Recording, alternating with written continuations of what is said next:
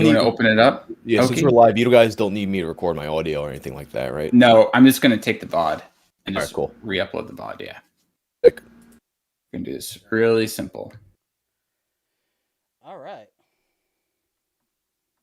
All right, do you want to, Do you want? Yeah. I can do it. I'll do the intro. Yeah, so we're joined here by Justin Whang, the master of filth. Hey, what's going on? The master of filth. I like that. That's the moniker that I thought of, like off the top of the dome, because Whang, I mean, you make the filthiest videos on YouTube, and somehow are able to still have them monetized, which is unbelievable. It's weird because the ones that are monetized, you wouldn't expect to be monetized, and the ones that get demonetized are like, wait, really? Yeah. So it's always, you never really know. Wasn't the cum jar one monetized for a long time? Well, there's two of them. Yeah. The first one, I believe it's the first one that is monetized, and the second one, the one where you see him pouring the jar, that's the one that's demonetized. Oh, that makes sense. Yeah, that one actually does. Yeah, weird. If I guess that's where they draw the line at the pouring of it. So, I guess I'll do just another intro. Whang is here today to talk about Liquid Sky. It was, I want to say it was about 6-7 months ago on a stream. He told me to watch it. Yep. And I watched it, and it was very strange. And we decided we would talk about it at some point. So he's here today to talk about a Liquid Sky, among other things. If anyone in the chat has questions or whatever, we're going to save those for the end. So we're going to do this normal podcast style. This is the very first Kinokast live, and you are all joining me on my 27th birthday. And I'm just praying that I don't become part of the 27 club this year. So drinking to that's right. That's the year everybody dies, right? Yeah, exactly. This is the most dangerous year for me. Happy birthday, Kino. Thank you. I'll stay away from as many shotguns and rock and roll as possible for this entire year. And I mean, you're starting it off already. Like, you're gonna have a crazy weekend next weekend. So. Oh yeah, I'll be at Rusty's. Gosh, yeah, I'll be at Rusty's, and I'll be also shooting 2 videos about Come and See and Blue Velvet. So really, anything could happen on any of those. What's great about this conversation we just had, it's like we're all just joking, but at the same time, now because we made these jokes, you're gonna be hanging out with Rusty, and at some point throughout the weekend, that thought's gonna pop into your head. Like, Rusty's gonna do something that you're kind of like, I don't know about that, and then it just like your death flashes before your eyes. Yeah, I've been really worried about it. The 27, that's the most dangerous year for a young man. So let's just hope I can get through this. And all you gotta do is make sure you don't choke on your own vomit. Like, and all I have to do is make sure that I don't have sex with some weird blonde girl in her penthouse apartment. Going back to Liquid Sky. That's right. As soon as I said why not, it came back to me. I haven't watched the movie since I spoke to you about it, which was several months ago at this point. I thought you were talking about Courtney. No, I'll refresh you guys about it because I just rewatched it this morning. Cool. I know that Oki watched it yesterday, or maybe finished watching it today. Yeah. So basically, it's like a Black Widow type story. So for anyone who doesn't know about it, it used to be on Amazon Prime, but it's no longer on Amazon Prime. Which I believe it's still on Shudder, though. Oh, is it on Shudder? Which of course cool. Code Whang, of course. Code Whang. I actually I used Code Whang. I got a year of Shudder. So Shudder is unironically probably my favorite of all the things that sponsor me. So yeah, I really liked. I watched One Cut of the Dead a few weeks ago, and I really enjoyed that. I thought that was a great. Oh, it's not so much a horror film. Like, it's a movie about filmmaking, but it's so spot on. Like, with just it looks like a very. I get the impression it's a very meta horror movie. Oh yeah, and it's super meta. I don't want to spoil anything because there's some big, I guess, twists. So I'm not going to spoil anything, but it's really good. I would say you should go watch it. It's like 80-90 minutes long. It's not that long, and I had a really fun time watching it. Highly recommend it. I think I gave it like a 4.5 stars on Letterboxd. Like, I really, really enjoyed it. And yeah, no, I really like Shudder. I watched Sleepaway Camp on there too. Oh, have you watched it like in the past? No, I haven't seen it in your the first time past. recently? Yeah, Dude, I like that. Like, your first time watching Sleepaway Camp is always the most special time. yeah. It's one of my favorites to go back to because it's just of all the 80s slasher movies, it's just one of the best done ones. Yeah, But and it's you so only get your first strange. Sleepaway Camp experience once. Yeah. Again, You I would won't give never, they anything would away. never, ever in No. a million years have a twist like that in a movie in 2021. Holy Oh, shit. no way. Even now, like looking back, I'm like, damn, that's kind of rough. Yeah, but that's why I like it. It's just like with a lot of those like older horror films, they really kind of went all out with some of the stuff. The stuff felt more edgy, or it felt more like, I hate to use the word brave or something like that, but it felt like they just didn't give a fuck back then, and they'd be like, "Yeah, we're just gonna do this." Yeah, brave isn't the right word because it's not Yeah. really brave when it's like it's okay for you to do it. It's brave when it's not okay for you to do it. It'd be brave to make Sleepaway Camp now, I think. Yeah, but you wouldn't get what I was investors. thinking about was that movie Karen. Did you see that one? Wait, it's coming out on BET, right? Is it? Is that the one? Is Oh, Well, are you? Only It's the the one. It's the trailer's one out. about the black family moves into a town. They're terrorized by their racist white neighbors who have Yeah. connections to the It's cops coming and out all on that. BET. Yeah. It really is. All Yeah. right. have you guys Yeah. ever? So That you're was- making a No. joke or Let something, Wayne finish, Oki. sorry, yeah. Go We're talking about black people movies. Let Wayne finish. Yeah. Well, no, I had seen the trailer for that, and like at first I'm like, wow, this is like so. My first impression was like, oh my god, this is like so lame. And then I thought about it in the context of this is basically what we have, what an exploitation movie is in 2021. That Yeah. they're latching onto some hot button social issue, and like making a horror movie out of it. And then I Yeah. get to thinking, I'm like, shit, like with everything being the way it is now, like they're not gonna get as crazy as they should get. But if they made Karen in like 1970, like it you have would like be all out. you have like Fred Williamson in there somewhere, like that movie would be fucking crazy. And that's what actually when I was talking about it, it made me think of that movie, Fight for Your Life. I don't know if you've seen that. Mm-mm. Fight for Your Life. It's this movie similar in the sense that it's like you have this black family that like you have these criminals on the run and they break into their house and kind of like hold them hostage, but then by the end of the movie they get their revenge, and it's a fucking exploitation movie, so their revenge is brutal as fuck. Oh yeah, of course. That's how Karen would be if it was made in the 70s. Yeah, like some of those. Oh, dude, I watched. I did see this on YouTube like so long ago. This Fight for Your Life movie. Oh no shit. Yeah, I did. Is it on YouTube? It was at the time when I watched it. Yeah, it's fucked Talk, up. talking about crazy exploitation movies. The 90s in Russia. I've been, of course, watching a lot of Russian movies. The 90s in Russia was a really weird time.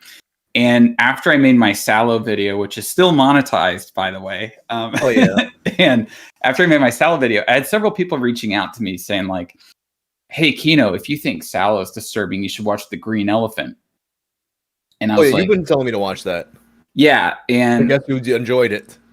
I At the very enjoyed least, it. it made an impression. I enjoyed it to an extent. I thought it was a really funny movie, if I'm gonna be honest. I thought it was just funny. Like, it does have shit eating. That's why I guess people brought it up. It does have just like grotesque, absurd violence. There's like a whole scene in there where like they're like torturing this guy while lecturing him about the history of Pearl Harbor. And it's like to have two Russian guys like in this dank basement that looks like something out of Saw, and they're just talking about the history of Pearl Harbor. It's just, I don't know. It's so strange. But I was thinking about the stuff that they do in that film. Obviously, that also wouldn't fly, but it makes it kind of funny. Like, that's just there is a sort of level, and I wanted to contrast that with. I know that I was talking to you the other day about this. I watched Martyrs. Yeah, the original one, right? The original Martyrs. Yeah. Did they remake And- Martyrs? It's Yeah, an they did. American one. I Oh, haven't wow. seen it. I'm told that it's better than you would expect, but it's still not as good as the original.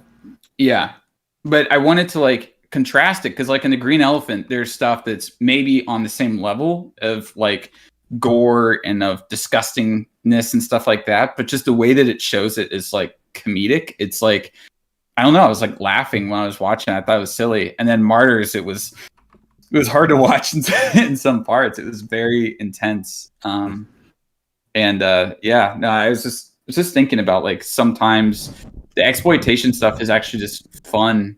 It's not really disturbing in any way. I mean, to me, it's always been fun. Yeah, I can't think of a time an exploitation movie like really made me like. There's probably something I'm overlooking. yeah. But for the most part, I just go into them as like, oh, this is like a fun fucking, oftentimes shitty movie to watch. Yeah, and I kind of like it when it's like the shitty movies just kind of go all out on like the gore and the blood and the just craziness, and Oh, yeah. and you pair that with like bad acting. There's a sort of special magical like mix right there that makes it fun. And there's like kind of a realness to it that like you don't really get anymore. Yeah. Have you ever watched What were you saying, Oki? the movie Rolling Thunder? It's like an exploitation movie from the 70s, and the whole thing, it's like supposed to be this revenge thriller, but for most of the movie, he just like it's not that he gets off on people beating him up, but he just lets people beat him up until, it's only in like the last like 15 minutes where he actually, gets revenge and attacks people and stuff. But like for most of the movie, it's just him, and he's like, "Yeah, beat me up." Yeah, beat me. That made me. Oh, he's openly inviting it. I thought you meant he just like wasn't fighting back. Yeah, well, I don't know. Like it's supposed to be this kind of weird sadomasochistic thing, but then, yeah, It sounds kind of like Itchy the Killer in a way. Yeah. Oh yeah, totally. Yeah. It's just uncomfortable. I don't know. That made me uncomfortable. And then there's this Peter Bogdanovich movie about a shooter at a university. I don't know if you remember this one, Targets, Kino, or you've seen. I haven't seen Targets. No, I haven't seen that one yet. That's another one where I'm just like, yeah, this is really uncomfortable. I like Peter Bogdanovich though, although I was a little disappointed in him recently because he was in It Chapter 2. He plays as himself in It Chapter 2. For people who don't know who Peter Bogdanovich is, he's like a legendary director. The Last Picture Show. He was also, before he was a director, he was the official biographer for Orson Welles. Oh yeah. So. Oh, okay. I remember spending a night reading all about that fucking biography he was making. Yeah, and he's in The Other Side of the Wind, which is on Netflix and is a fantastic film. And he has this great kind of weird relationship with John Huston in it. No, but I really like Peter Bogdanovich, but he was in It Chapter 2 and that movie stunk. It was so just not scary. Like, did you see that, Wang? I didn't watch either of the new It movies. It's Stranger Things. It's just like, yeah. All right, let me get a new episode of Stranger Things. It's 3 fucking hours long. That's how long It Chapter 2 was. And it was just structured where it's like, okay, this one character is going to go to this place, and then Pennywise is going to pop up and scare them and chase them around. And then this other character is going to go to this place, and Pennywise is going to pop up, scare them, and chase them. It felt very soulless. It came out after Stranger Things too, right? It did, yeah. Did it feel like it was self-consciously trying to kind of cash in on that? Well, I mean, like there's a sort of weird, kind of thing. It's like when you're talking about Westerns and samurai films, it's like at what point did the Westerns influence the samurai films? At what point did the samurai films influence the Westerns? Mm-hmm. And I feel that about Stranger Things and like Stephen King and 80s films in general. And it's like, so Stranger Things was definitely very much influenced by Stephen King, and it's definitely influenced by like 80s movies, Goonies, It, and like it was influenced by, I think, by the original It. And then so when the new It came out, they had some of the same cast as Stranger Things, and it felt like they were essentially trying to make a movie version of Stranger Things. But it's weird because Stranger Things was influenced by It, in the first place. So it's kind of like it's all very incestuous. It's like this chicken or the egg situation, Yeah, exactly. Yeah. It's funny, like this conversation makes me think, I was just listening to like Tarantino was on Rogan this morning. Yeah. So then I was listening back and they had like that same kind of conversation about how he puts out Reservoir Dogs, and then all of a sudden every fucking crime action movie that comes out is kind of like aping his style. Yeah. Mm-hmm. Yeah, for a while, for like at least 5 years after Reservoir Dogs, it created a whole genre of like low budget crime films. It's funny too. I remember being in a screenwriting class too at that point, like much later than that now I think about it. But it was still like the Tarantino effect was still being felt very strongly. And we're Oh sitting in yeah. class and like I'm guilty of this too. Like I can't look back at the shit that I wrote. I cringed so fucking hard.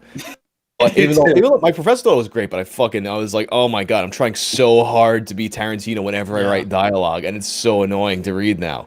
Everyone in the class was either trying to be Tarantino or trying to be Kevin Smith, and it's so fucking apparent. I think that still happens now, like, cause yeah, I just think It that still there's happens. something about if you're in your 20s and you're a guy, you're gonna kind of want to make a Tarantino movie or like ape his style. It's just It's it's a cool it's style, funny. and yeah, Well, actually, it's funny because Oki and I we were trying to Kino pill Turkey Tom last night, yeah, and he was like, yeah. yeah, he was like, all my friends, he goes, everyone my age only watches like Tarantino and blah blah, and Tarantino and David Fincher, and and we're like, well, that's I guess it's based? like yeah, based. No, but it's the thing is that their films are very good like entry into cinema. So I think that a lot of it's like you're 16, you find this movie like Pulp Fiction that has a lot of interesting things, is a very super well made movie, and it can kind of like branch out. You can discover Fellini through Pulp Fiction. You can discover a lot of other, sort of filmmakers and genres through it.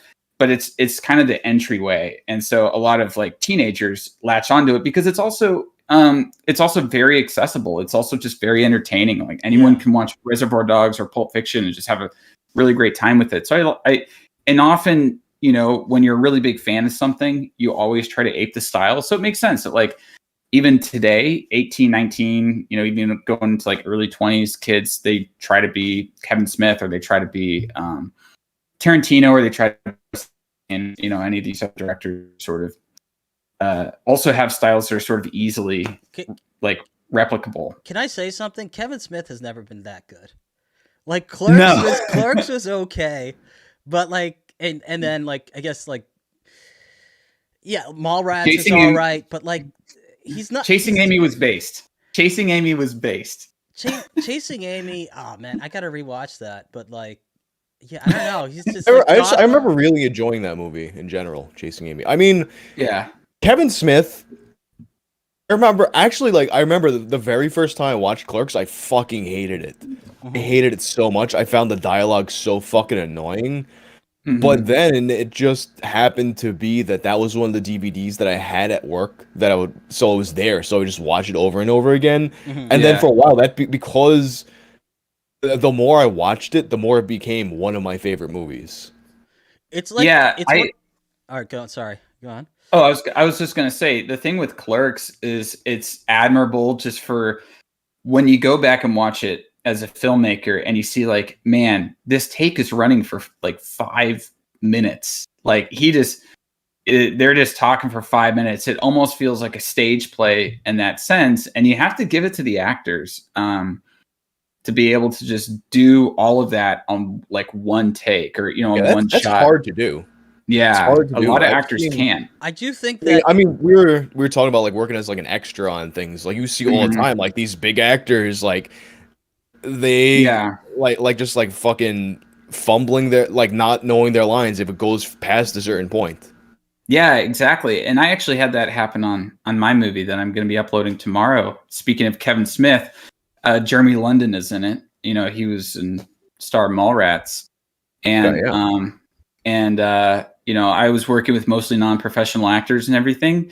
And they were so just like worried about messing stuff up that they would like really memorize everything. And with Jeremy, he fumbled his lines more than my my non-professional or like it was maybe like their first feature. He fumbled his lines more than they did. And I think it actually made them feel a little bit better. Yeah.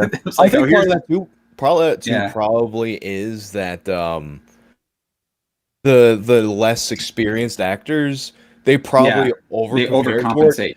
Yeah. Well, someone who's experienced, they know what safeguards are there for them should they need them, so they're not as worried about it. Yeah, exactly. Like the less experienced people are like, I got to like memorize everything. I got to have the whole script. And I actually, I like that attitude because it makes my life easier. Well, yeah, for sure.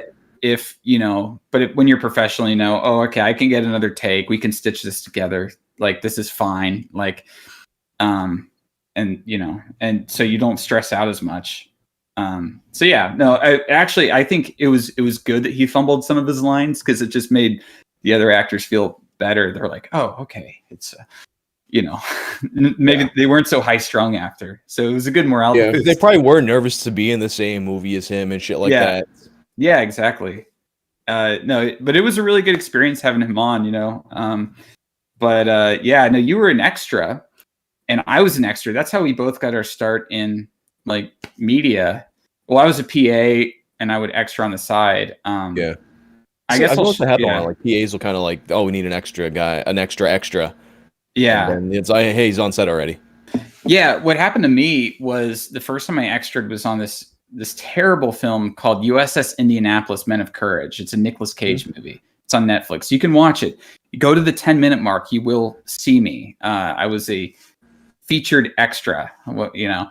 But what happened is I was just friends with the casting director or whatever of that film because I'd PA'd on stuff with them. I, you know, worked crew side.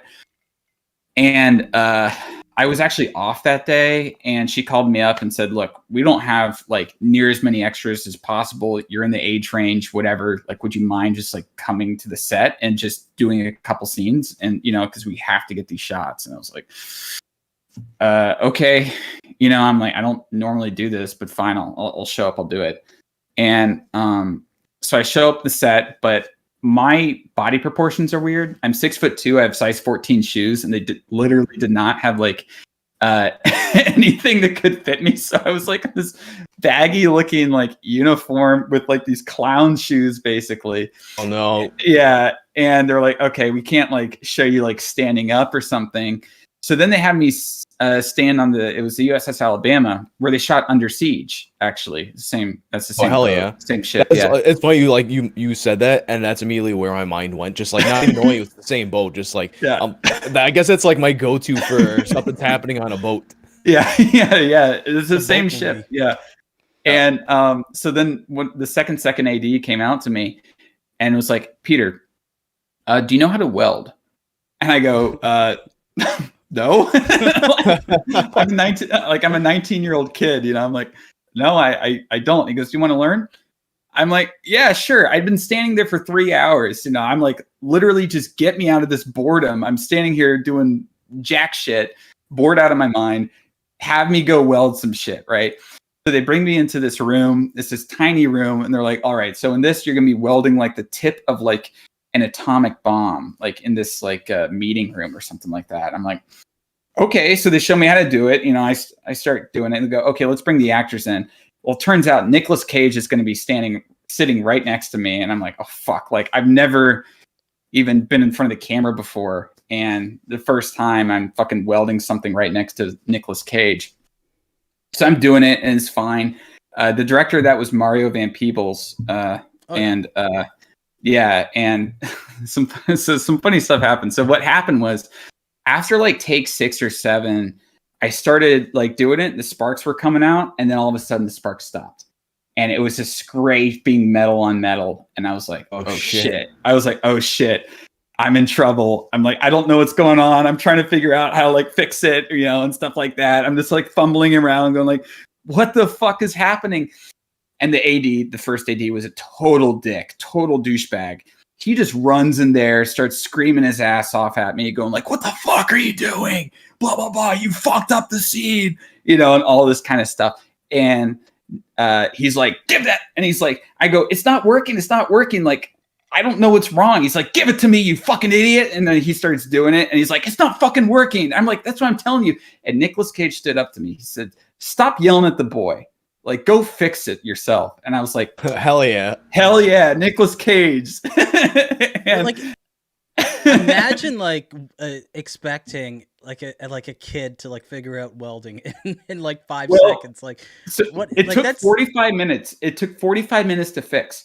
What had happened was the power for it. So it was on this extension cord going all the way through the ship, all the way onto the land, like maybe 3/4 of a mile away. Somebody had walked over and tripped over the extension cord and unplugged it. So they had to follow the whole cord to find the power, and they found that it was unplugged like 3/4 of a mile away. Mhm. That's what had happened. Holy Yeah, fuck. Why was it so long? because there was no power on the ship. Boat, so you gotta, Yeah, Oh, so that they have makes to sense. take it out to a generator out on land, like far away. But after that, Mario Van Peebles was super nice to me, and he was like, "Do you know who I am?" And I go, "No, sir." I go, "I assume you're the director." And he's like, "Yeah, I'm Mario Van Peebles." And I go, "Oh, that's cool." I was 19. I had no idea who he was. I was like, and then he, the cinematographer of that was Andre Sekula, who was a cinematographer at Pulp Fiction and Reservoir Dogs Shit. and American Psycho. And I ended up working with him later as his assistant. And yeah, but Mario Van Peebles had me sit like in the video village with all the producers and everything like that. He's like, "Look at all the monitors." He's having me meet all the super nice guy, like honestly. And then Andre Sekula being this bitter Polish guy, based Polish guy too. He was like, "Yes," he goes, "You saying that you didn't know him?" He was like, "It was a strike to his ego, so he had to be as nice to you as possible." Oh, like, shit. Oh, that's why. Well, I don't know. He was just nice. He was super nice to me. Yeah. I'm just saying, maybe Andre was a little bit too like cynical about things. He's probably being sarcastic. He's Polish. There seems to be a strange thing, especially in entertainment, where people like they expect you to be thankful to be even part of it, so they think that we can just like abuse you in these situations and get away with it. People remember though. Yeah. Like honestly, yeah. Hasn't really been my experience working that like at all. Like I've heard like one or two stories about this or that extra made eye contact with Jennifer Lopez, so she wanted them kicked off set. Or that's something I heard. I don't know if that's true or not. Or like shit like that. You hear about every once in a while, but I've never personally encountered anything like that. And most people are nice. Yeah, most people are really nice. Yeah. There's only been maybe a couple times. I was a PA in a movie called Arkansas, and people were telling me Vince Vaughn was on it, and they're like, "Oh, you gotta be really careful about Vince Vaughn. You can't look him in the eyes. You can't like do this and that." But I would have to go talk to him, right, to get like his lunch and whatever. He was the nicest guy to me, always like. He was, like I was like, "What are you guys talking about?" Like something that I find that happens on set is that some people will kind of have opinions about people's personalities, whether it be that they're a dick or whether it be that they're all world.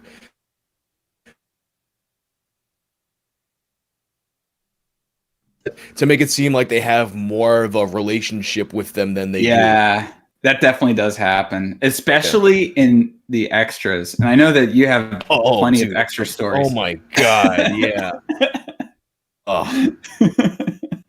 Wait, you want to share a few? We can just exchange extra stories here. I think I don't have any fresh in my head. I gotta think of a couple. I mean, there was this one lady. I think I talked about this on stream before. So on Gotham, I used to work. So when you work on a TV show, like when you look at a TV show, rather, you have certain recurring locations. There'll be something called like the core extras. So like if you have a office in a TV show, a lot of times the extras in the office will be like the same stable of people rotating throughout the season. Yeah, it also happens. It also happens on movies. I was I was a core extra on Office Christmas Party. So if you watch the movie, you'll see me a lot in that film. Yeah, like that rules because it's a recurring job, and then you like that's probably one of the easiest positions to get an upgrade from. Yeah, exactly, and shit like that. What is kind of unusual is for a TV show to have core criminals in a police station or something. But Gotham had that each season. Every season on Gotham, whoever's in the GCPD, they have the same criminals recurring. And I was one of them in season 1. You never see me clearly at all. But I was there every single episode. But there is this one older lady. I don't know if you ever see her in there, but there's an older lady in that season. And she had to have like some kind of like eating disorder that she kind of like foisted onto other people as well. She's very Yeah. skinny. And so I didn't know this, but like some people said her breasts smelled like vomit, so she probably had like bulimia or some shit. Yeah. Oh man. But she would like kind of like lecture other people if they ate too much of craft services. One time I was sitting next to her for a scene and she's talking to me and like we had just eaten lunch. But then after lunch that's when they put the good stuff out at craft service. After lunch. Oh yeah. In the morning it's just like donuts and bullshit. But then it's like all of a sudden we have like fresh grilled pitas with like homemade hummus and shit like that. That's when all that stuff, like whatever the fuck has bacon in it, that's when all that stuff starts to come out. So the people who are playing the cops on that show, they're like, a few of them are going over like eating stuff after we just had lunch. She's like, look at them, like look how fat they are, and she's like pointing at, she's like describing one of their bellies and shit. Then apparently one day that I didn't work, she had gone and done this to one of the principal actors. I don't remember which one it was, and then I never saw her again. That was generally a chill set, but I guess like they draw the line you harassing an actor about their weight. Oh wow. Yeah. It's Yeah, interesting the projection that like some people, especially when they get into losing weight or exercising, and then like just they constantly push it on others. And yeah. yeah. And craft services, let me tell you, craft services, that's where you get the drama in the extras. If there is drama, there was one guy on Office Christmas Party. He was like an immigrant, I think from like India or something. He barely would speak, and he had something wrong with his brain. There was something really off. There's something wrong with his brain. Yeah, there's something really off with him. He would go to the craft services, and he would just fucking like eat everything, and then when people would try to go and like maybe get something, he would get like really defensive, like this was like his food, you know. It's like it was like finish your story. So he had a cycle, right, of going and fucking eating everything in craft services, and then you would hear him just shitting his brains out in the bathroom right next to extras holding. And it was every single fucking day. I just remember, I'm just picturing this process happening, and in his mind, he thinks that like he has to eat all the food because he's got to make poop with it. Like that's it's not to enjoy the food. It's just like I gotta make a big shit today. Yeah, he was like, you would hear it through the wall, and I was like, oh my god, all right, whatever. God. He'd be in there for like half an hour too. It'd be a really long time. So I feel like the only thing missing from that story is him pocketing the food, like just putting the fucking. He probably did. I mean, there's mad people who would show up and just fill their bags. Yeah. Actually, one of my favorite stories like that, there was that movie The Night Of. It was a series. The Night Of. Yeah, with Riz Ahmed. Yeah. I was one of the core prisoners in that. Oh, that's nice. Yeah. That's cool. I don't ever actually see me in it. But like that happens a lot where you're there all the time, but you don't actually get seen on camera. Yeah. Like you're just kind of there to fill out the background, put some movement in there.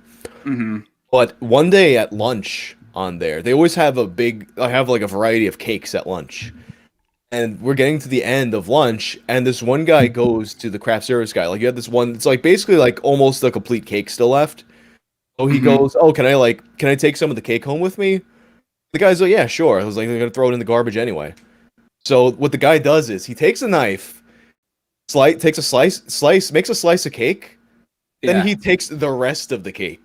It was some shit out of like a fucking cartoon, man. Like he made a slice. I guess in his mind, it's like, oh, if someone else wants a piece, they can have that piece. I'm taking the rest of this fucking cake. And just like packs it up and puts it in his bag. I feel like that's if someone said take the cake and he was like, okay, I'm just gonna save the slice. I mean, realistically, if that whole cake probably would have went in the garbage anyway, because like it's the end of lunch, people ate what they're going to eat. But that visual was just such a funny fucking visual. Like that was like some Bugs Bunny shit. That's hilarious. Yeah. And honestly, the thinner the slice, the funnier too. Like, it's like an inch slice. Like, the smaller it gets, the more of a nominal courtesy it is. Yeah, exactly. Yeah, you can have the scraps here. He just takes the fucking like the icing off with a toothpick and leaves that. Like, oh my god! Yeah, that's how you do it. So, I want to get back to Liquid Sky. talk about Liquid Sky at least a little bit, because I do want to talk about this film. It is a very unusual movie. Yeah. It's very unusual. So it's actually a Soviet film that was made in America. So I guess its core team, it was a director, their spouse, and then like something like the cinematographer and the production designer. It was only four Russian people. They came over to the States to make this movie, and it's a strange film. And the thing that's the most so I'll just, for people here who don't know much about it, I'll give a very brief synopsis of it. So it's about these like art hoes basically in New York in the early 80s who are also addicted to heroin, or they're like druggies, whatever. They're performing in clubs or they're models and things like that. And actually the lead male and the lead female are played by the same woman. And the reason for that is the lead male guy like dropped right before production started, so they decided, all right, so I figured that was like a deliberate artistic choice. No, it was just a matter of like, we don't have an actor. That fucking rules. Yeah. So she ends up playing these kind of like competing personalities, and it's like these like parallel stories that converge. But what happens is that this UFO that's like the size, I want to say UFO is about this big. It's literally like a little Jiffy Pop. Yeah, exactly. It's like a Jiffy Pop. It goes on top of her apartment, and initially what it's doing is it's trying to get the pleasure out of people shooting up heroin in there, because it goes to her apartment because people are shooting up heroin. But then it figures out that it can actually get more. They can get they live off of this sort of opiate kind of pleasure, and they can get more pleasure from basically killing people when they orgasm. And so then initially the bodies they kind of die, and then I guess these aliens figure out a way to just completely disintegrate the bodies. And so this main character turns, Margaret is her name, she turns into this kind of Black Widow kind of character, and she realizes that people who have sex with her dies, and she starts using it as this like weapon against some people to, I guess, get like empowered. And at the same time, this terrible actor, this German actor, is like, is studying them, and he's trying to get to the UFO. He's trying to stop everything that's happening. So there's this parallel. Forgot about the German guy. That guy is so fucking funny. Oh man, there are so many lines in this movie that are just hilarious. I love the line. It's like your speech is what was it? It's like your entire speech is punctuated by the words shit and fuck. Yeah. Yeah. I'm like, I could use that in so many people. And then she's like, it's not my fault my pussy got teeth. Like, that's another line. That was the thing. I kept thinking about that movie, Teeth. I don't know if you guys saw it. I've seen Teeth. The Vagina Dentata movie. It's like kind of like a similar concept, but done in a different way. With a lot more thermal imaging. Yeah.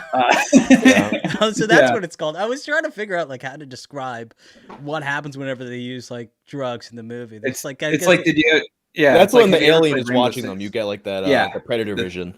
Yeah, the predator vision. Yeah, and then and you see like the, and it kind of reminded me of R100. When the people had the orgasms and you would see like the, and the big eyes and stuff. Yeah, it kind of reminded me of that, but like the thermal vision version of that. Yeah. But the thing is, and Whang, I read your Letterboxd review, and you bring up the score. The score feels like it's so strange. I kind of like the score. I read somewhere that it had it was like a key soundtrack in like kind of like the electro movement or some shit like that. Really? Yeah, I read something about that. It's been a while since I watched or read about it. I'm going to check what I wrote about it exactly. The soundtrack is so jarring because it literally sounds like someone bought like a Rap Man keyboard from the 90s, even though it is from the 80s. It sounds like that kind of tone, and just like burr, burr, burr, burr, burr, burr, burr. And there's a whole big scene when they're having a concert too. Yeah, and in some parts it sounds almost like carnival music, or like it's referencing back to like 50s like B sci-fi films. Like there are those kinds of sounds in it, and and I kind of got that. But I was thinking, I was thinking today. I was driving. I was getting my birthday tacos. There's and I was driving, just thinking about this.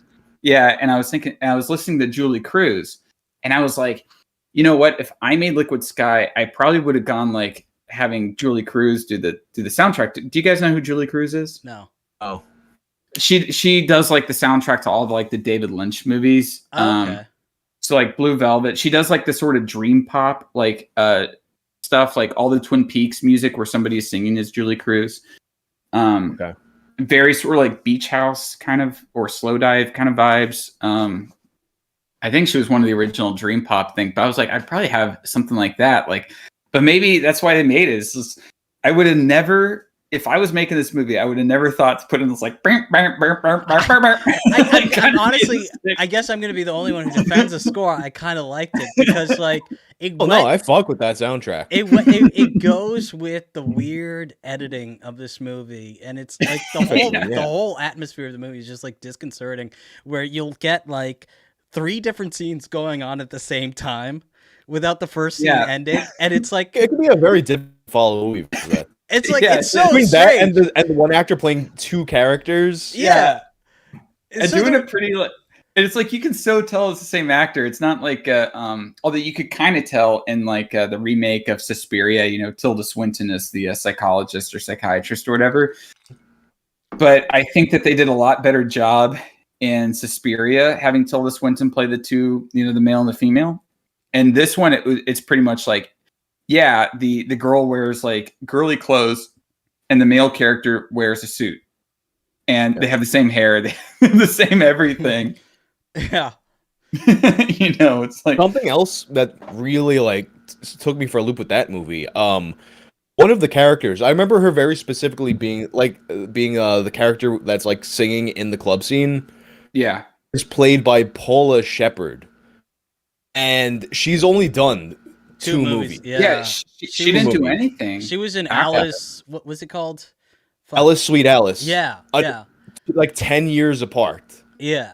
Something like it's like Alice, Sweet Alice, and Liquid Sky. Her only 2 movies. Both of them cult classics, and then she just retires. Yeah, she became a mom, I think. Right? Yeah, like she moved out west, I think, and became a mom. Yeah. I mean, good for her. I mean, her character in this is freaky as fuck. Like she's like, I've never fucked a dead guy before, and and then that leads to a whole conflict where they're trying to like, I guess, stab each other. There's so many lines from that character in particular where she describes the main character Margaret, and she's like, "Oh, yeah, she's a stuck-up cunt from Connecticut." From Connecticut. Yeah. And then what else? She sees the German guy, and the first thing that she says is, "Hey, big dick." Just the most random. I just want to say this though. That line about people from Connecticut, I think, has been said quite a lot. Yeah, she's a stuck-up cunt from Connecticut. It's like all you have to say is that she's from Connecticut. Like, I'm sorry. I gotta also say, I think I have family in Connecticut, so I understand. I gotta also say, I think it's like the line is actually, she's a stuck-up waspy cunt from. Oh yeah, wasp. Yeah. So there you go.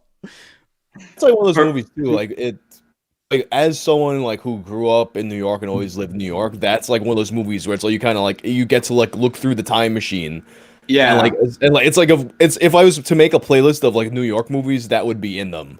Yeah, that's a part too. Like coming down from like randoms coming down from fucking Connecticut. And it's like I'm from New York, and it's like no, you're not. Yeah, fucking Connecticut. By the way, scenes of the Twin Towers in the background, at least at one point. There. Well, yeah, I mean, it's the 80s. Of course, right? So, yeah, I don't know.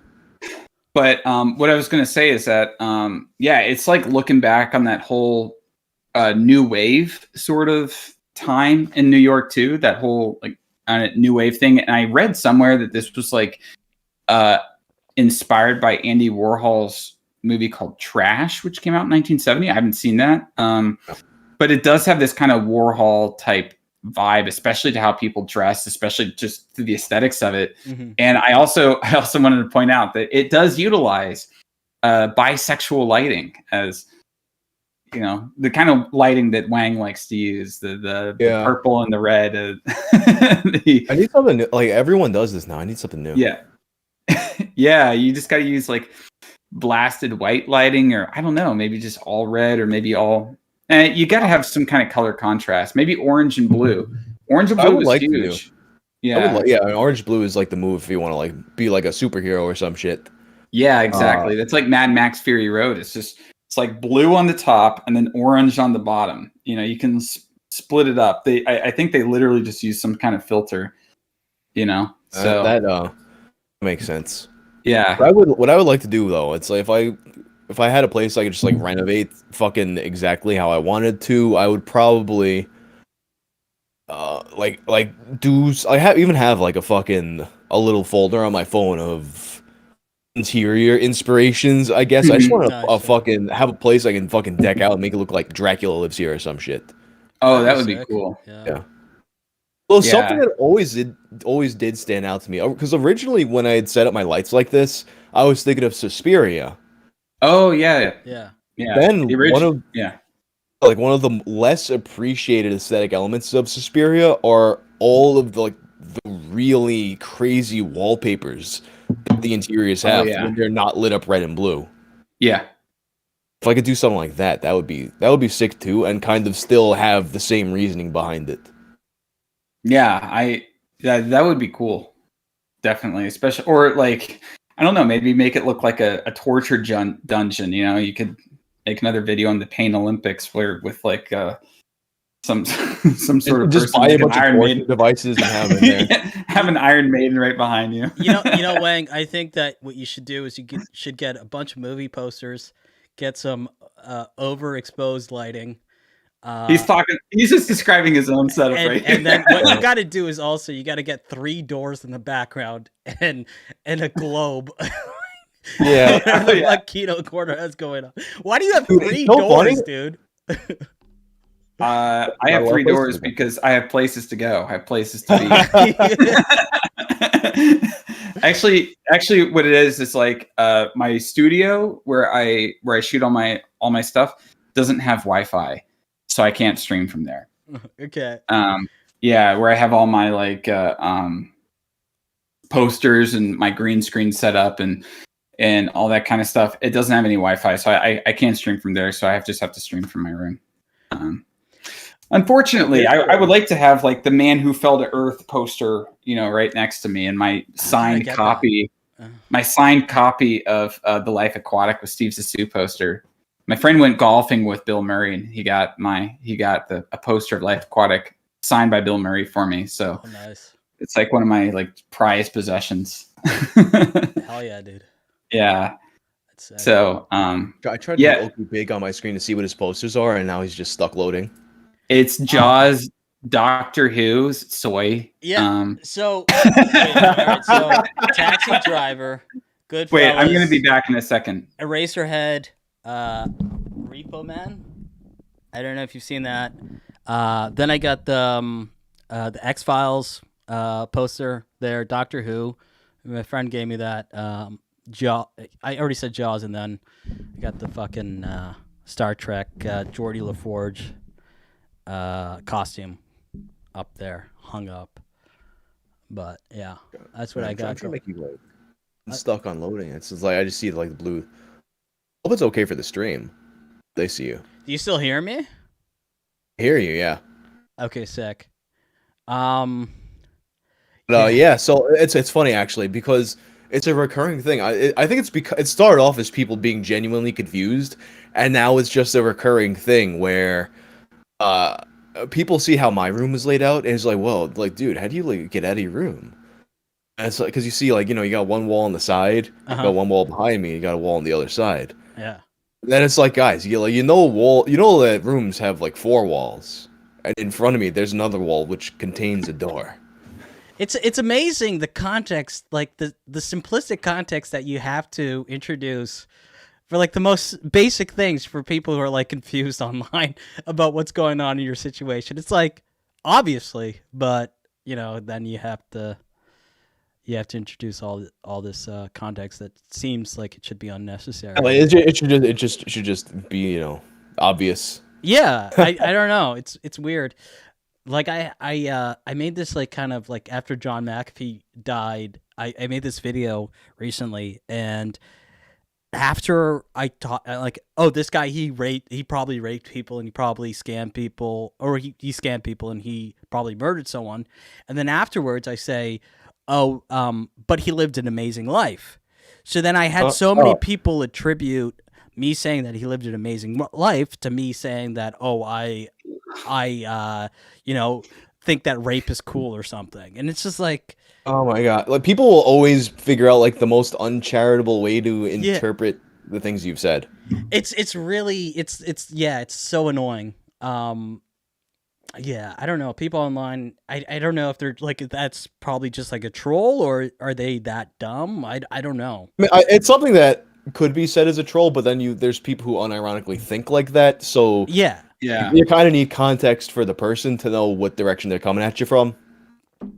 I just don't even respond to people like that, because the thing about like responding as a YouTuber to like what comments that seem like they're in bad faith, or like maybe they're trolly or something like that, just responding doesn't help at all. Like I just ignore it, I mean, sometimes you can get something funny out of it, but if you can't, then sometimes you can. I did get something funny out of like this. I don't know, this guy on my Lighthouse video said something really stupid. I'll respond if it's like so fucking retarded that like I know I can get something really funny out of it. And so that does happen. And sometimes I'll make, my followers will also see the comments and make copy pastas out of these, and you'll see a lot of the same comments under a lot of my videos. It's good when your following is like on the level enough to kind of like home in on like, oh, this is a ridiculous thing, so like we can just all shit on it collectively. Yeah, like when like something that someone said this about my maybe it was the Spree video actually. No, it was I'm Thinking of Ending Things video, and they said good video, movie looks gay though. And so like some of my followers will just like play that under all my videos. Yeah, I mean that line feels like it was designed to become a fucking meme on someone's channel. I mean, I mean that they're not wrong. What I love about that type of meme though, like then it's like you'll have the people who've been around and know it, but then every video you put out, someone who will come who doesn't know that. So they'll see it and like start defending the movie. Yeah, there's another one on my Ad Astra video where it was one of the first comments in my Ad Astra video, which recently popped off. Weirdly, I don't know how Ad Astra got into the algorithm, but whatever. And this person went and was like, basically there's a difference between having no taste and having taste, and it goes on this whole rant where they say absolutely nothing about Ad Astra. They're saying like people who have no taste but want to feign like they have taste say that they like bands like the Arcade Fire and Black Keys, but people who have real taste, who have real human interaction, and it's just like a whole paragraph, and at the very end it's like and then basically at the end it's like, and only people with no taste would say that Ad Astra is one of the best films of 2020.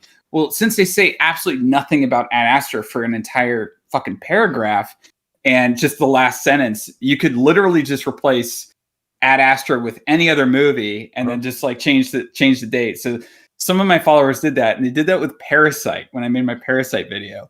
Yeah. And so they put that on the Parasite thing, and I think I pinned it, and it still gets people just fucking angry to this day. I gotta look right now. Let's see, like the way something like that is constructed, it almost feels like it might have been a copy pasta before that first one. And I responded to that person. I said, "Is this a copy pasta?" Like that's the first thing that came to my head. I was like, "This feels like a copy pasta." Yeah. And they were like, "No, what's a copy pasta?" Maybe they were still trolling. I mean, that is the response to someone asking you if the copy pasta you just posted is a copy pasta. Yeah, exactly. And so I thought it was hilarious, and I was just like, "All right, I gotta see the shit show now. Like, where why can't I find your Parasite video? Did you change the thumbnail or something? It's on my. This is why. If you go to my popular uploads, it's there. All right, give me. I'm Yeah. gonna be right back, real quick. I'll read it out. Look, 94 replies. Oh my god. So it's I see. This is why it's one. This is why it won. All right, cool. Yeah. Our pastor, yeah. There's a pastor in your chat right now. Oh yeah, there. Oh yeah, pastor's in the chat. Yeah. Oh yeah, he's a good friend of mine. Yeah. If you want to read it out so people can know the copy pasta. Okay, all right, yeah. Very simply, one of the worst movies ever made. Anyone who pretends to have enjoyed watching this movie, and believe me, we both know you're pretending, is what is referred to as bad taste. There's a big difference between having no taste and having bad taste, the latter being a far worse crime. Someone with no taste might really love a band like Nickelback. This person doesn't know their ass from a hole in the ground, but they couldn't care less. They're a moron. They know it. They don't know why or how. They know nothing about music. Nickelback is their band, and they go with it. Now, someone with bad taste is, for argument's sake, equally clueless. However, they've garnered from some type of social cues what it is someone with actual taste, a genuinely perceptive individual who has been exposed to and recognized beauty throughout their lifespan, first naturally and then artistically appreciates. Person with truly bad taste then tries to play the role of someone with actual taste. Mimic a person with taste. And they end up listening to bands like The Arcade Fire and The Black Keys. Post YouTube comments about how Parasite was my favorite movie of 2019. Oh my god. Can you imagine? 94 replies. Hell yeah. Can you imagine the baggage that person brought while making that comment? Like, it's been stewing in their head for so long, and they're just like, I fucking hate these hipster assholes, and I'm gonna write this screed to, like, take them down. And it's barely connected to the point of the video, but in their minds, it's all connected. It's just like, it's insane. It's insanity. Oh, the funny thing is about that copy pasta. I mean, as unhinged as it would be had a person said it unironically, I will say it does describe a lot of the people I've known who are fans of the Arcade Fire.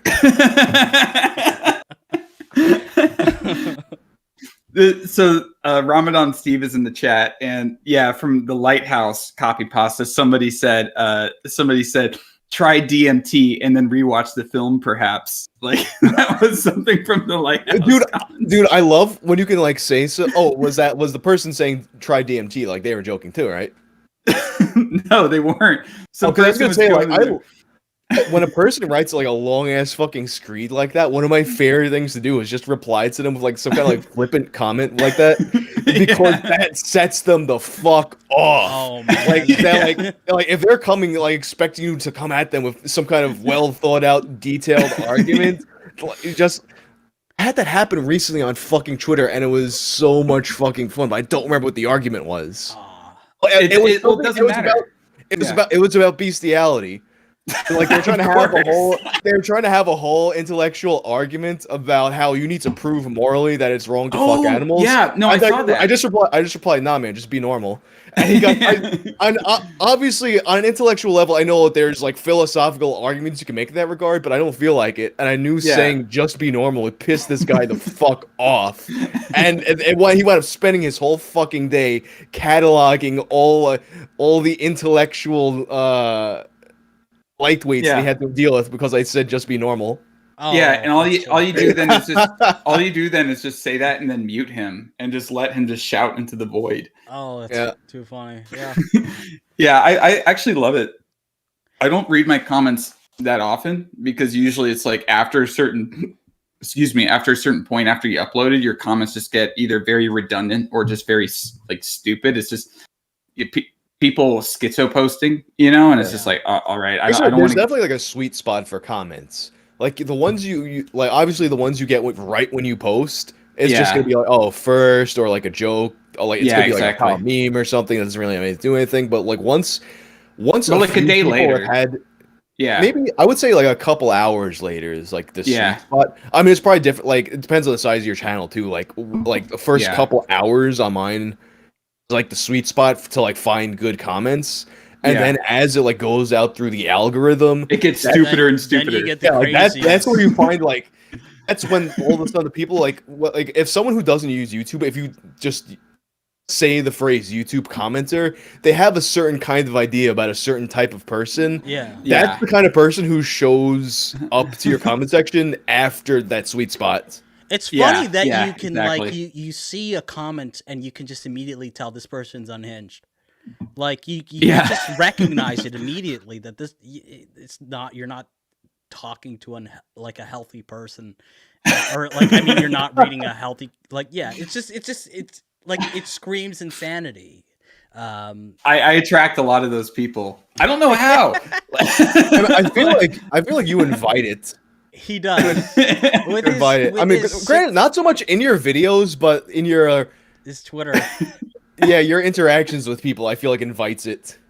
Although, Like, you know, the fucking yeah. Kino Sigma male bullshit, like he's like, and then like constantly like People come get to so Kino. mad thinking that's real. That's real. Like you're walking around, you really believe you're the Kino, the Sigma. I think. Did you have your height and IQ in your fucking? He I does. used some to, point? yeah.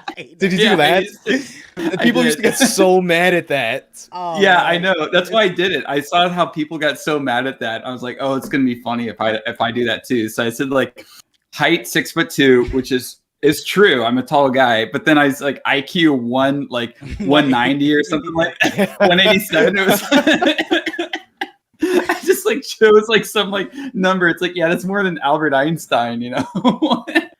Sucks to be him. So Yeah, exactly. I actually Brainlet.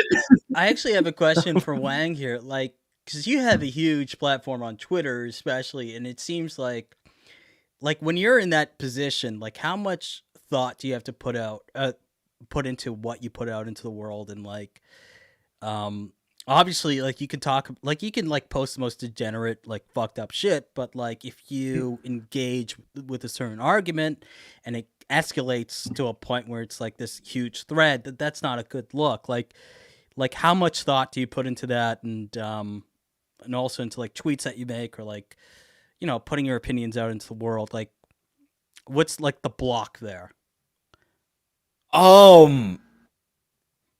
Honestly, for the most part, I kind of use Twitter the same as I did when I had like a couple thousand followers. Back when my like account was like fucking tiny or whatever. Yeah. I don't really have the inclination to get into like these big arguments with people about things that matter. Mm-hmm. It's just Yeah. not. It's like I just don't have that impulse to like really get in like the fucking trenches with people on Twitter over these things. Like, Because it doesn't matter. Like, You know, you- it's like- because yeah, You're- you can you're get not- into an you're not- argument. Like you're Oh, just sorry, no matter. You're not convincing anybody of anything when you get in these Yeah. arguments. You're not enjoying yourself. You're not fucking changing the world or anything. So it's totally like you're literally. I mean, some people enjoy it, I guess. So that's what they're getting out of it. I don't enjoy it, so it's this isn't Yeah. how I'm going to spend my time. One Yeah. thing, what does happen though, like every once in a while, there'll be like something that's like, oh man, like my hand is like hovering over the retweet button, and I'm just like, I don't know, man. Usually, most of the time, I press it anyway. Every once in a while, that's just like it winds up in the group chats and never any further. Fair enough. Yeah. It's rare that Yeah. I see something that is spicy enough that I won't share it though. So you're, I guess, like, from what I'm getting, like, if your tweets have been the same since you had 1,000 followers, you're not a confrontational person. Not really. It's very rare that something prompts that reaction from me. Fair I enough. think it's better. I think it's better for some of these more controversial issues or like talking about it to not also air it publicly. Like, you know, I think that for as maybe shitposty as I am, I'm also pretty non-controversial. Shit posting about movies, I don't think is a very controversial thing. Mhm. But like getting into politics and stuff, that's something I'll talk about with people on like a person to person level. Yeah. And that's not something I'll talk about publicly. You know, I won't make any sort of like public political statements or anything like that, because also that's just not part of like what I do. You know, it's just not. It's It's like kind of people aren't like following you for fucking what your opinion on this Yeah. or that fucking news story is. Yeah. Yeah, exactly. So it's like, you know, they like my taste in movies, or they think, you know, they think maybe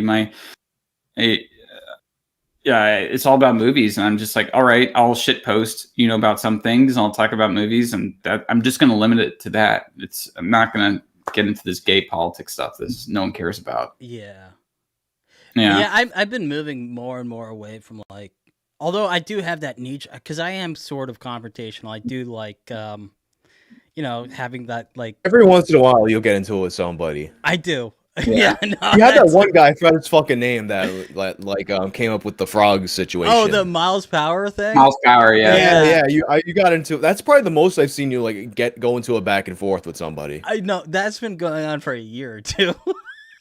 Like, Yeah. it's been nonstop. Like, well, not nonstop, but like it springs up every once in a while, and apparently he's gonna make like a reaction video to me.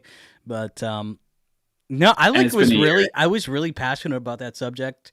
And like I thought like the way that like they kind of maligned the scientists behind that, the company, Syngenta, I thought that like it was so clear that it was there was an injustice there, and like I was so obsessed with that subject. So then when I posted that video, my immediate reaction to Miles Power was like, oh, well, you just pretty much posted like the hate video about this guy that like leaves out so much context, and well, I hate you.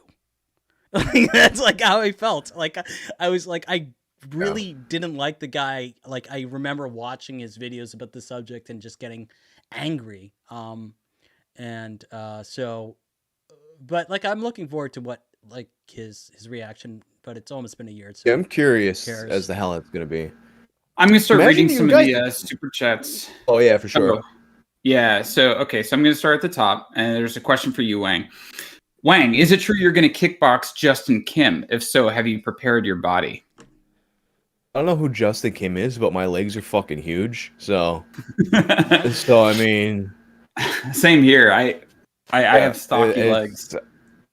I don't know how it's gonna translate into kicking power. Probably not that well because a lot of it comes from your hips. Yeah. But, we'll see. Maybe we should kickbox each other at VidCon.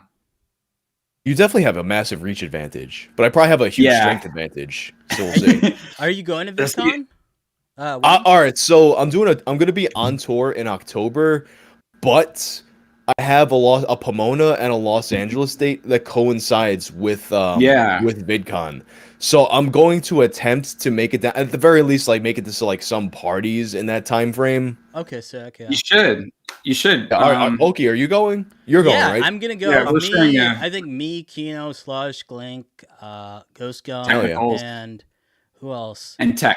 And Technicals we're gonna get like Oh, a place, sick, yeah. like an Airbnb together. But if I do see you, I'm gonna give you the biggest hug because like I mean you did save my channel. I want to. I feel like I had like a few people ask about that. It's like it's weird because like I don't necessarily know that I saved your channel. I definitely like helped get the like signal boost it.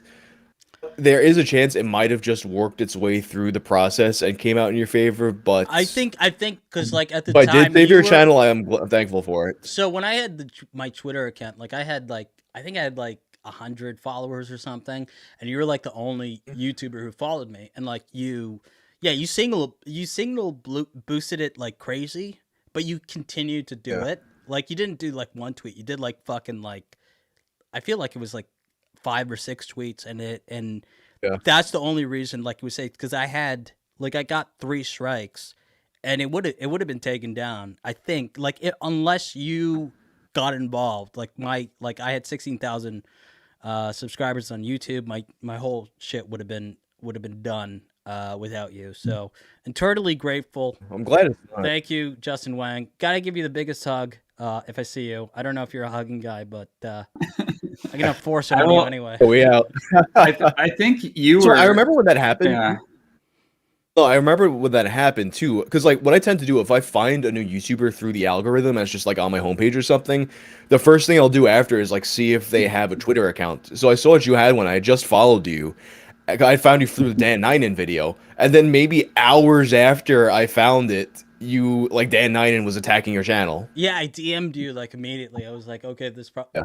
you could probably help me, and you did. Like, I mean, yeah. So Hmm. yeah, it was. I mean, it was awesome. Like, yeah, and then also Memology yeah. helped me. Memology made a video about the situation. Yeah. But it was like it was mostly you who like, because like no one else would have paid attention. That's the issue with like Yeah. a lot of smaller YouTube channels, unless you have someone generous enough to help you in that situation. It could just like it could be completely swept under the rug, and no one will even see that you lost your channel for some bullshit reason because some narcissistic comedian didn't like the fact that like you covered shit. It's like literally all of this shit was online already. So It's literally all online. It's all public. All done in a fair use way. yeah. Yeah. So yeah. Yeah, I just want to say that Wang is one of the nicest guys on YouTube. I probably wouldn't even Thanks, be dog. where I am without Wang. So I also a lot to you. I remember I met you at Big. Oh, yeah, You're one of the very first YouTubers I ever met, because how I came to VidCon, I think the only YouTuber I knew before then was, of course, I'm BG Cumby and I don't live that far from each other. But I had only known Internet Historian before then. I was helping him with some of the Sundance Reject stuff. And I didn't know anybody. I didn't even watch YouTube at that time. So it was really weird being at VidCon and like having big YouTubers come up to me and like introduce themselves. And I'm just like, okay. Like, I think it was Odd Ones Out. It was like, oh yeah, I'm the Odd Ones Out. I'm just like, okay, is that like a YouTube channel? Yeah. I'm actually, wait, were you there with us on the convention floor when we met him? Or yeah, I was. Yeah. Oh, that was funny actually, because like he kind of like the convention staff, because like he had big panels and shit, that was his year. Like his merch was everywhere, his signage was everywhere. Yeah, and he was wearing all sorts of weird shit like to cover himself up. Yeah, because he was like, they would not allow him to walk around the floor like as like visibly, because it would create a disturbance. So he's like, yo, I'm over here, I'm like wearing this mask, and we went to go say what's up to him. Yeah, and so he was talking to me, but he was talking to me that night at the party because he came over to the party. Yeah, and I was just like, oh, okay, so are you a YouTuber or something? And then it was, I don't know anything about like. I still Kino doesn't watch YouTube very much. I still don't really watch much YouTube, so people like will say things. I know most YouTubers just through Twitter. I see their Twitter. I follow them on Twitter, but I don't watch their videos. I watch your videos and I watch Oki's videos, but I watch my friends' videos. But it was weird. You were like probably the first YouTuber I met, other than like like in real life, other than like BG Cumby, because we went to the apartment, and then I think it was Mystic, right? She picked you up from the airport or something, and brought you in. Like her and Vega was there, and like you didn't stay at the apartment with us, right? No, remember I stayed at a house not too far away, but I was pretty much at the apartment like from the you were there all morning. the time. Yeah, like it was like me, Wavy Webster, and BG Cumby, and Willie Mac, and Wavy's boy Slim. Oh yeah, Willie Mac. Slim. Yeah, we like split an Airbnb. But then, Slim's hilarious. Slim is hilarious, man. Slim. You know what's funny is like I remember watching the BG Cumby video like with like Whang in the background. Oh yeah, I didn't know the dark side of VidCon. I didn't know who Kino Corner was at that time. So I wasn't like a year before. I had like 5 subs. Yeah, I didn't even like tell people about my channel at VidCon. I was just like, yeah, I'm just Peter. I think I wrote it on my thing. I'm like, yeah, I have like 5 videos or something like that. I'm like, but I'm not really a YouTuber. It wasn't until after that, actually, the person who convinced me at VidCon to get back into making YouTube videos was a Reactor. Mm-hmm. Oh hell yeah! Yeah, he convinced me to get back into making YouTube videos, and because I was dealing with a lot of like copyright stuff. Because doing movie review stuff, it's like if you don't know the unwritten rules, like you're just gonna get fucked by these big companies. It sucks too, because it's like, legally you have the right to cover these movies as long as you're doing commentary, you're not like redistributing the movie. You have the right to do that. But do you really want to wait a month until it gets like it goes through the process and shit? Yeah, every time you upload a video. And I want to say after Reactor, he kind of sat me down one of the nights and he was like, look, just do this, this, and this, and you won't have any problems. And I've had almost no problems. I had a problem with my Truman Show video and I had a problem with my Lighthouse video, but like months after I had them up, and it was obvious that it was someone in some sort of like content farm, you know, like these like farms where they just have Like those Juke and 18-year-olds. Media type bullshit fucking things. Yeah, what's funny is that in both cases, they just like pick a random like minute out of the video. It's just like a random minute out of the video, and I'm like, why did you pick this minute out? And in both cases, there was content in that minute that they did not own. Oh, dude. And I was like, I'm like, do you know that you're claiming something? Like in the case of Truman Show, which I think is a Paramount thing, I had some references to like American Graffiti in there and some other films I was like comparing it to, right?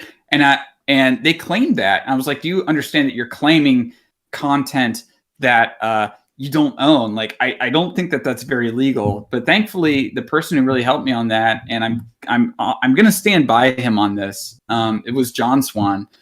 You know, he really did help me out on that. I think that anyone who's a content creator should at least have access. He made like a Google Drive doc. Yeah, it's really helpful. Yeah, super helpful. Someone's made a lot of docs that are very helpful. Like my audio, he made like a quick and dirty Audacity audio guide.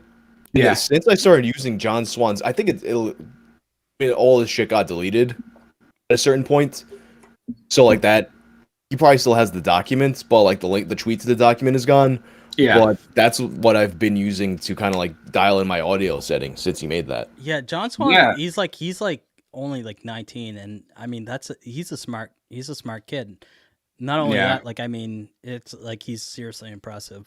I also don't think that he did much wrong, to be honest.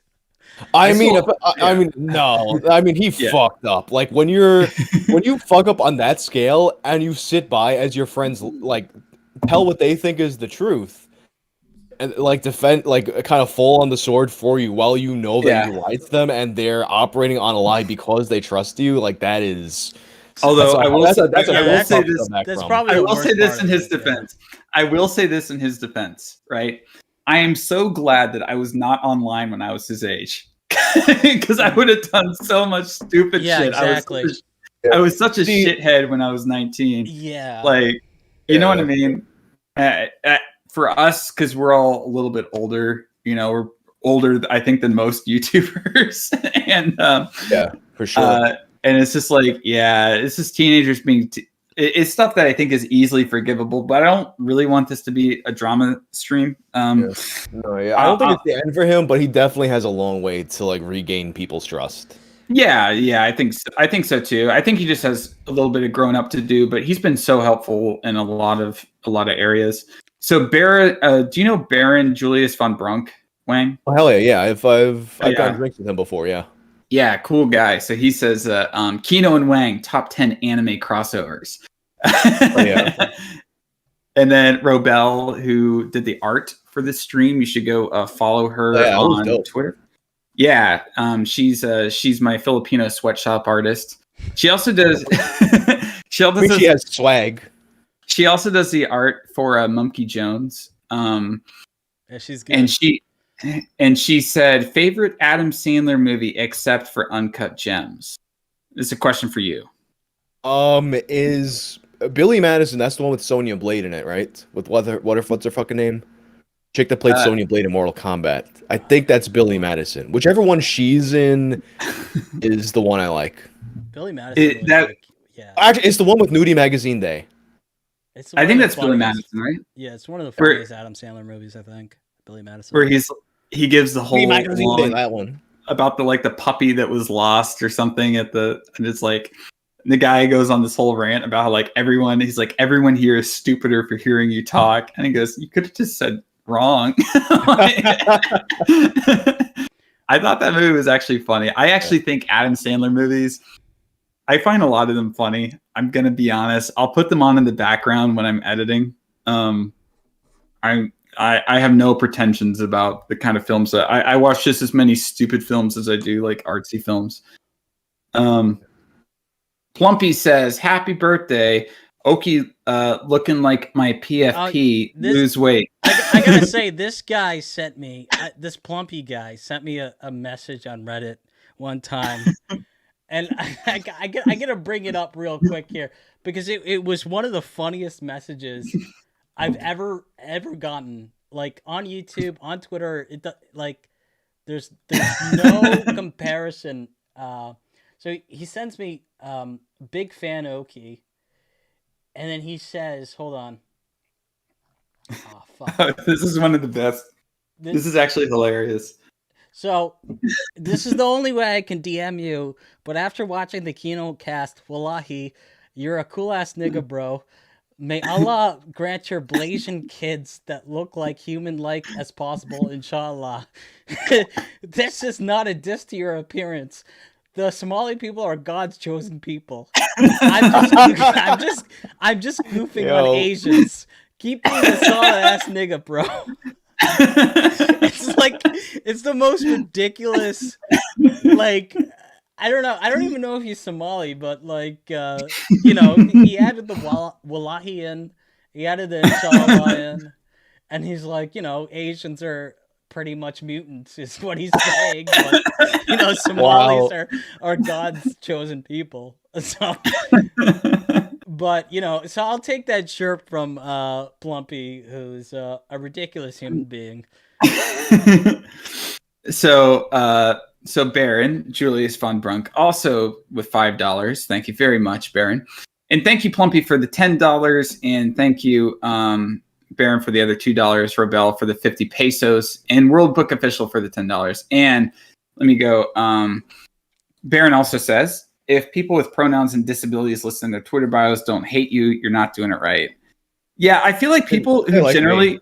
I feel like people who like try to like put their entire like list off everything about them in their Twitter, there's some kind of problem with them. Like, it's not just pronouns in bio or something like that, but it's people who are like, I'm going to categorize myself. Yeah, like all the categories they fall in, whatever it may be. Yeah. Like whether it be like a political thing, a fandom thing.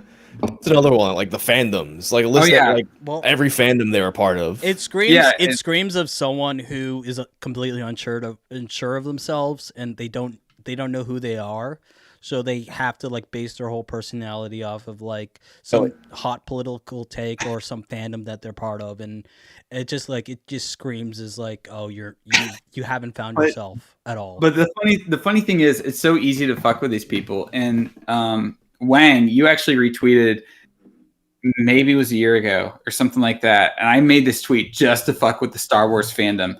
And I was like, my favorite Star Wars films, I was like, number 1, Empire Strikes Back. Number 2, A New Hope. I was like, don't care about the rest. They're all shit. And then you like retweeted that, and I got so much hate.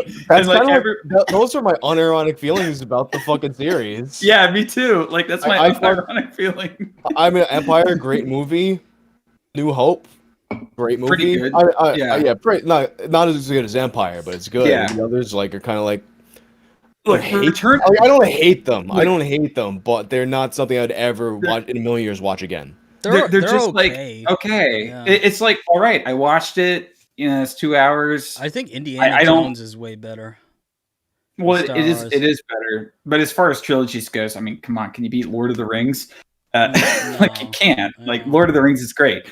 But with Star Wars, I don't know why people are so like religiously attached to Star Wars. And like, you realize that at the end of Empire, for as much as I think Empire is a great movie, you realize that the reason that they didn't really kill Han Solo is because they wanted to sell Han Solo action figures. Yeah. And just for me, I'm just like, okay, I'm not going to put that much artistic stock in a film franchise that chooses what it does based on how many toys they're going to sell because of certain decisions in the movie.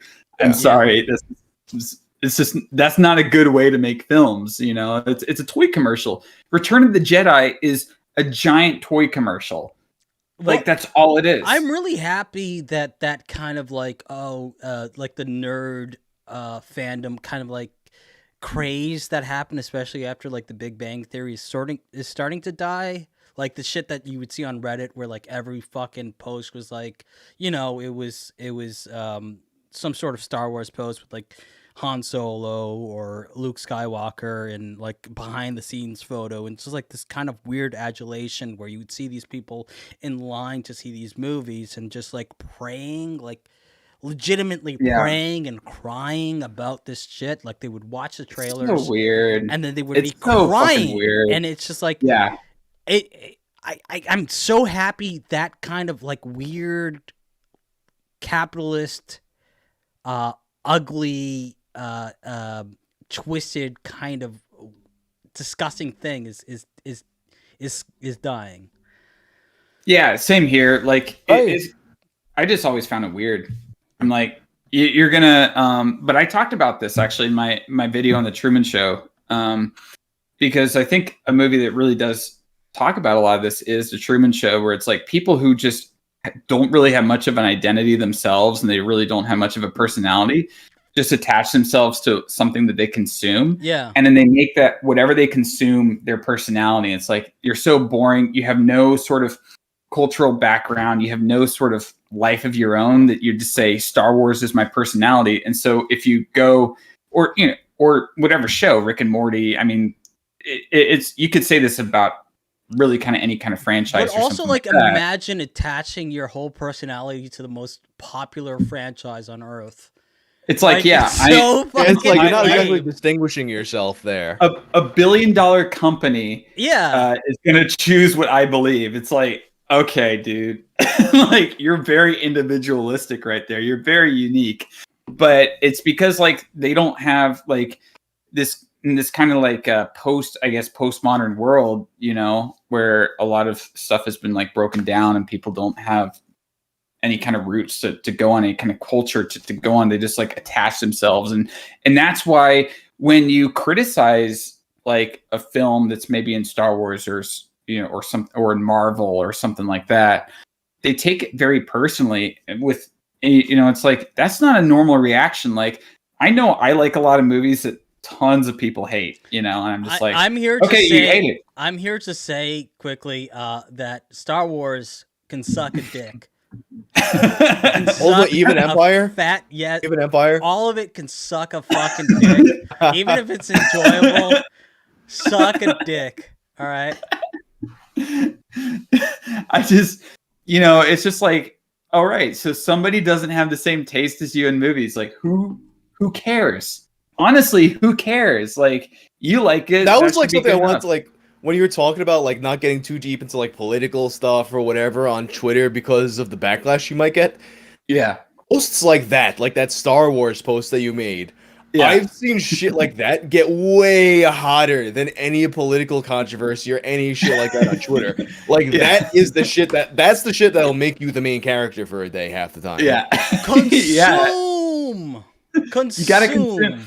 To bring back the dead meme at this point, but it's like, don't ask questions, just consume and buy next product. The Red Letter Media, they're really on point with that. Yeah, Rich Evans, like that's the funniest satire. Him just like jerking off with like the fucking Star Wars toy, like that is clearly that's what they're going for. It's just like a satirical take on this kind of like consumerist culture and like these unapologetic Star Wars fans.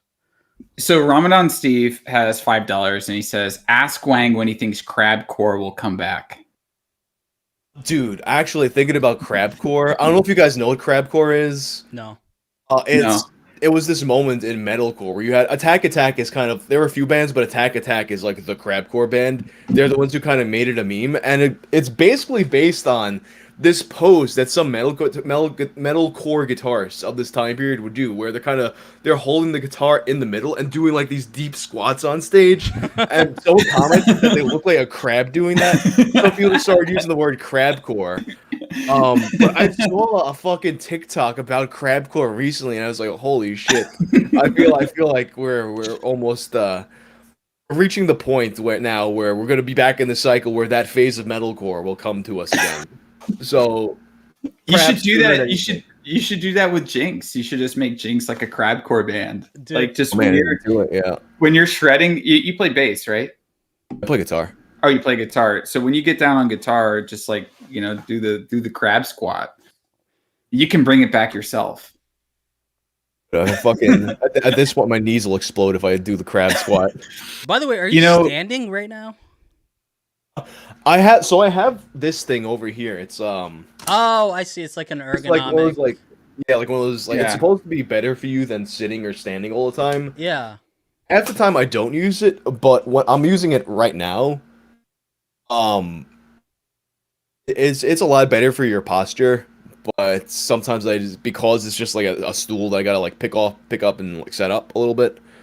I don't use it all the time. Mm-hmm. Yeah. When you do use it, it's supposed to be the best thing for your body to be doing if you're gonna be sedentary for a long period of time.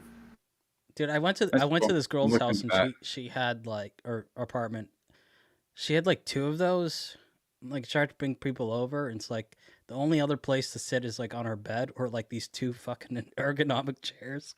And like no one's acclimated to them, so it's just like this like just an awkward situation where it's like I'm trying to sit on this fucking thing. Like I will say this. That's like that's what.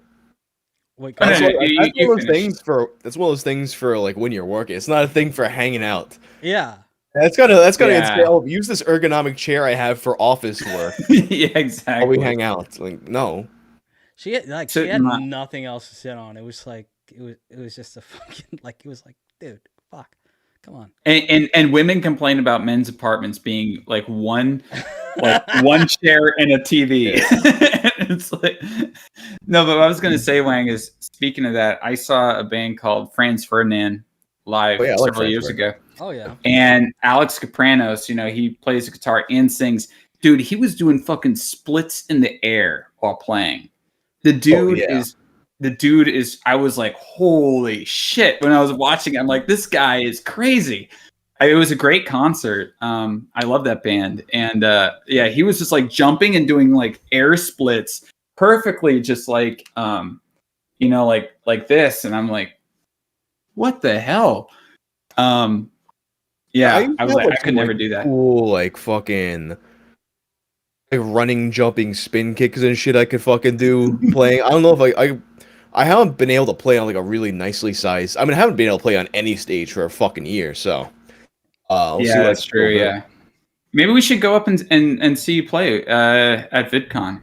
Let's do it. Yeah, I mean, let's do it. A few people said they might try to. I think Link said he might try to like drive up for one of the days. Well, if Clink is driving up, we're staying at his Airbnb, so we might as well just you might have to.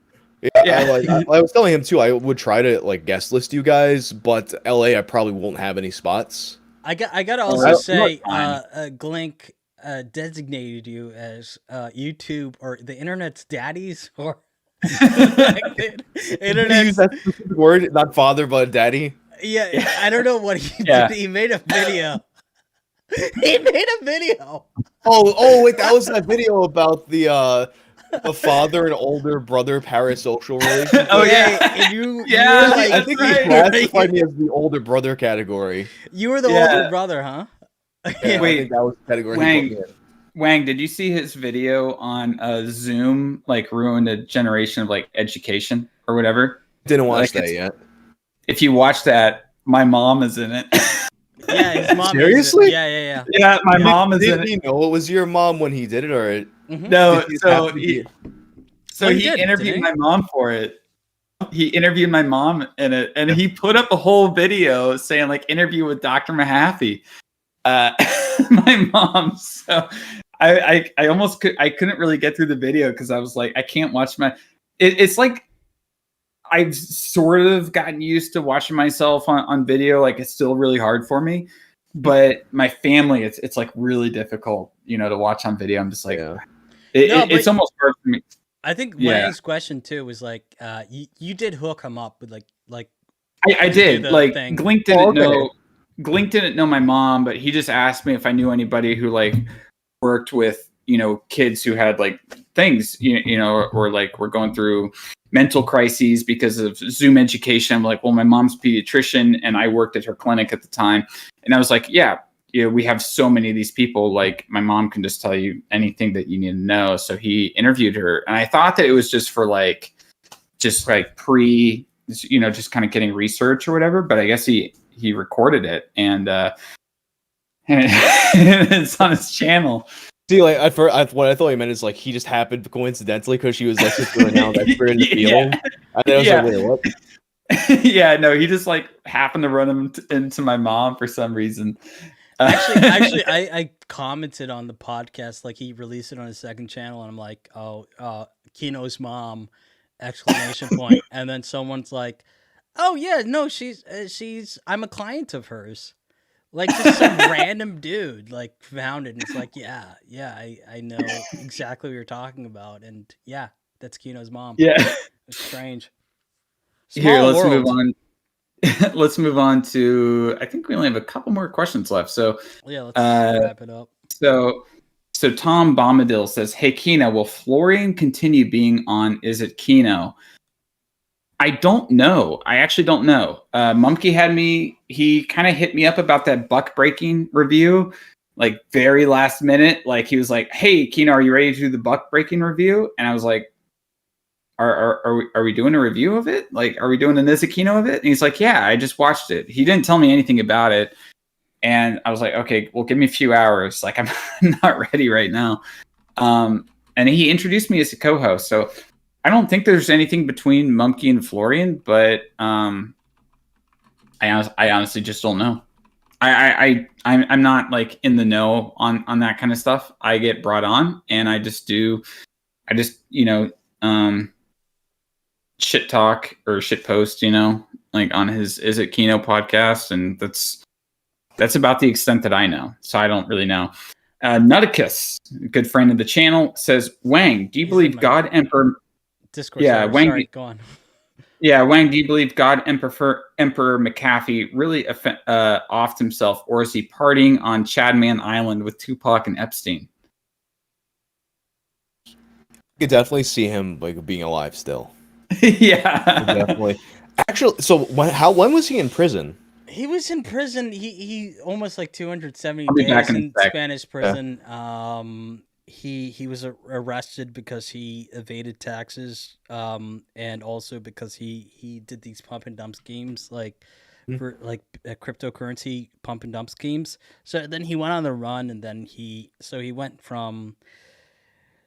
Okay, hold on. So it started. I think he went to Jamaica. I'm probably wrong about that, but then eventually Cuba, the Dominican Republic. Eventually, he went.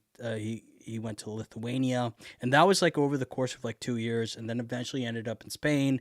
And when he tried to leave Spain, he was arrested, and then that's when he started spending time in prison. And then if you followed his account, you would have noticed that a lot of the stuff that he was posting from prison, because he's not necessarily rich anymore. He lost almost all of his money. And that's why he was doing these pump and dump schemes. But he was rich enough, I guess. If you're in prison, you can get a burner phone, so that's what he did, and he was posting every once in a while. But well, it's strange to me. A couple weeks ago, he had actually. So I followed him for a while. Yeah. But a couple weeks ago, he had sent me a message. Thanks for the follow, Justin. And I'm wondering if other people have access to his account, or so his wife does. His wife does. Yeah. Janice McAfee, the hooker. She's literally a prostitute. That he met after he was extradited from Guatemala. So he met her in 2012. So she has access to his account, and I think that there's other people as well, the QAnon post that was posted onto his Instagram. That's not him, obviously. He was dead after that was posted. I could see him being the type of guy too to have plans. I could see him being the type of guy to actually kill himself, to have a few things set in place to happen, to just troll the fucking world with his death. He loved attention, and he is someone who will constantly act like he's way more important than he is, but he's not, right? He's just he's this dwindling he's the buffoon. He's the best. He's a dwindling buffoon, and he was. I mean, what's happened now is like he's dead. He doesn't have any dead men switch. He doesn't have any info that he's gonna leak. He just he liked to play into the idea that the CIA was constantly after him, that people in power, power were constantly after him, and it's not true. He's LARPing. He's been LARPing for so many years. He's full of shit, or he was.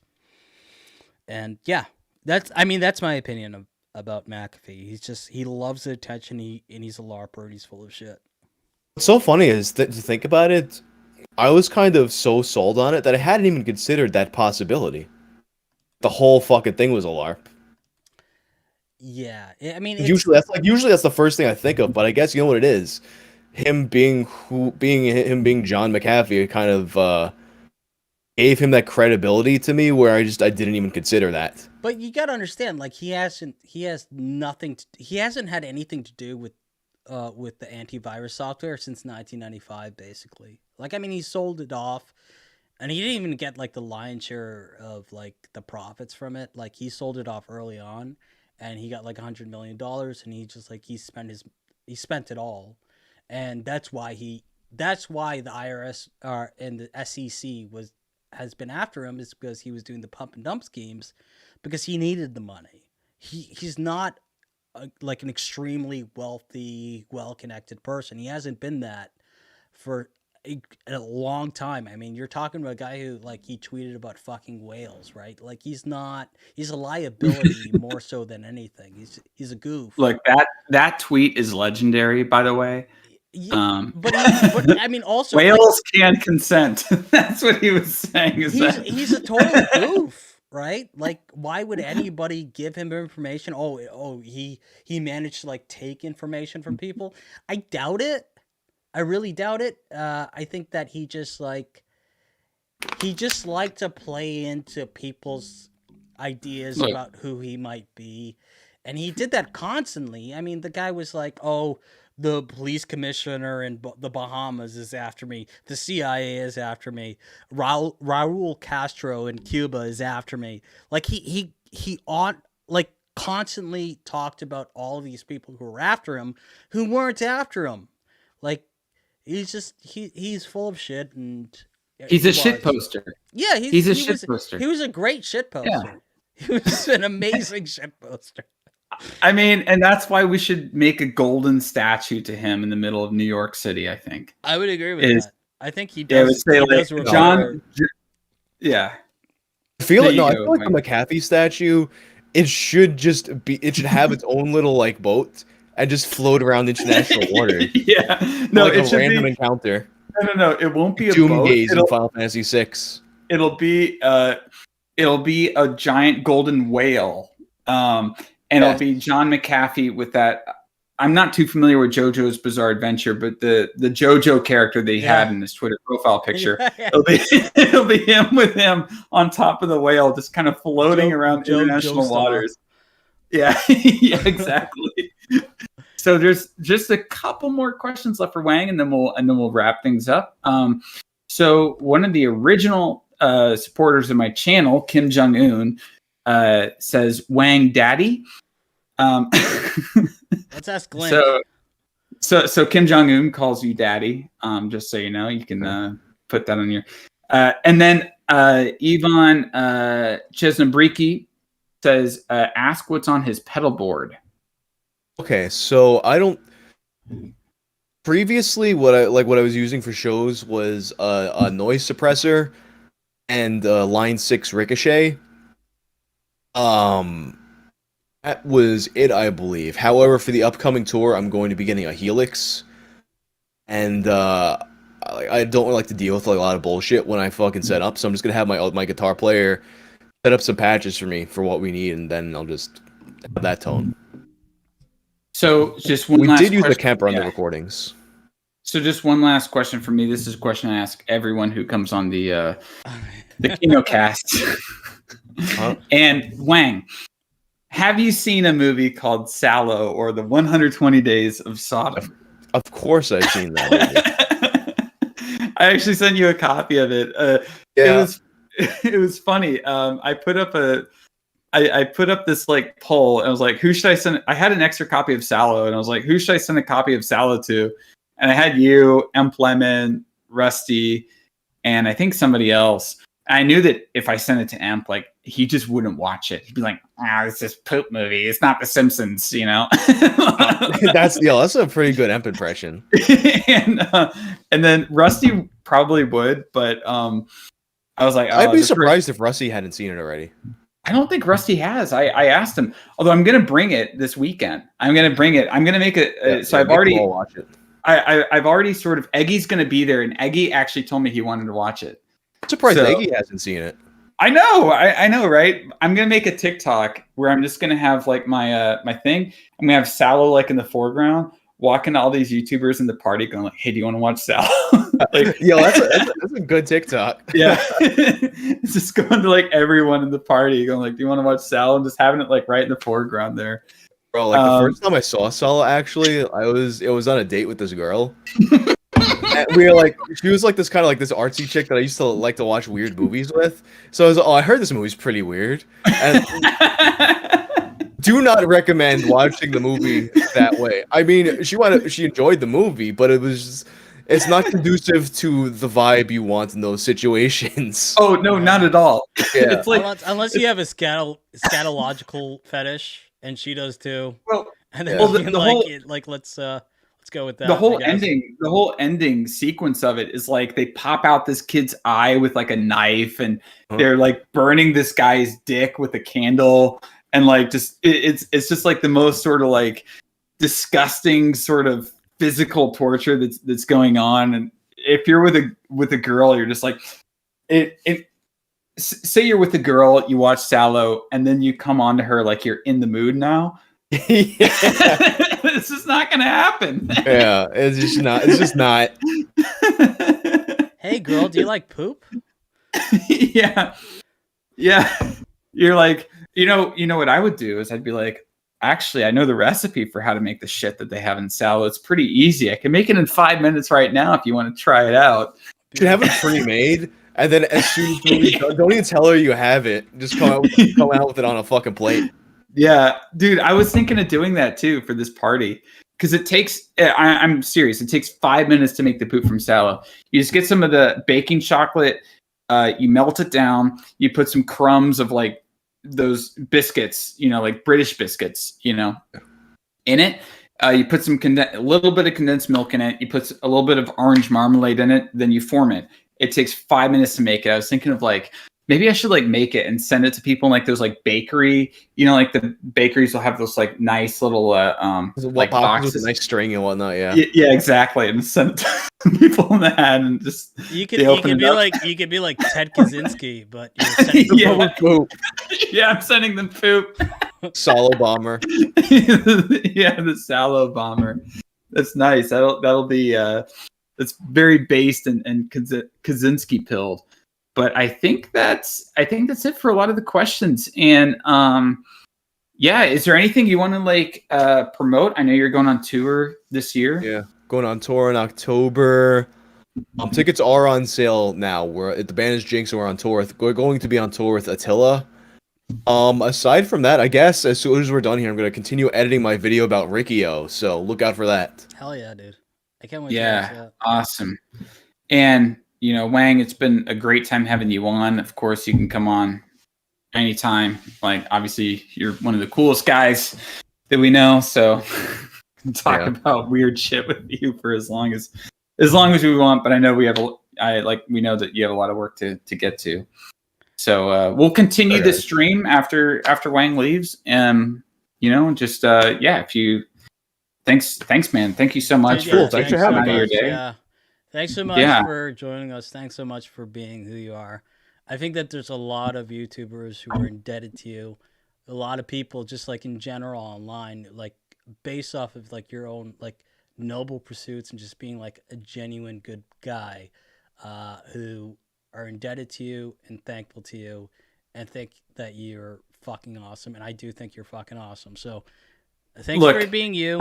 Thanks for joining. I'm gonna do one last thing before. right? Because Okay. I want to shout out one of our mutual friends, and I don't know, Wang. I don't know if you watch him, but I think you should watch his channel. Is Ghost Gum. Ghost Gum's awesome. Ghost Gum. Ghost Gum is awesome. I think and you a would good really. boy. Yeah. I think you would really familiar to me. Yeah, I think you would really love his videos. I discovered him because he subbed to me, and then his channel kind of blew up. He got like 70,000 subscribers or something, like pretty much over the course of 2 weeks. And he makes really good videos, and I think you would really like his stuff. He just hit. No, It's pretty good. The Tumblr Exodus. Yeah, that was a really good video. randoms. That's a really good video. he just hit his first a million view video. Me and Slush hung out with him at my house just like a month ago. It was like it's pretty fun. You should check him out. I actually Ghost Gum's like a really chill guy. So shout out to Ghost Gum. He's awesome. This looks pretty cool.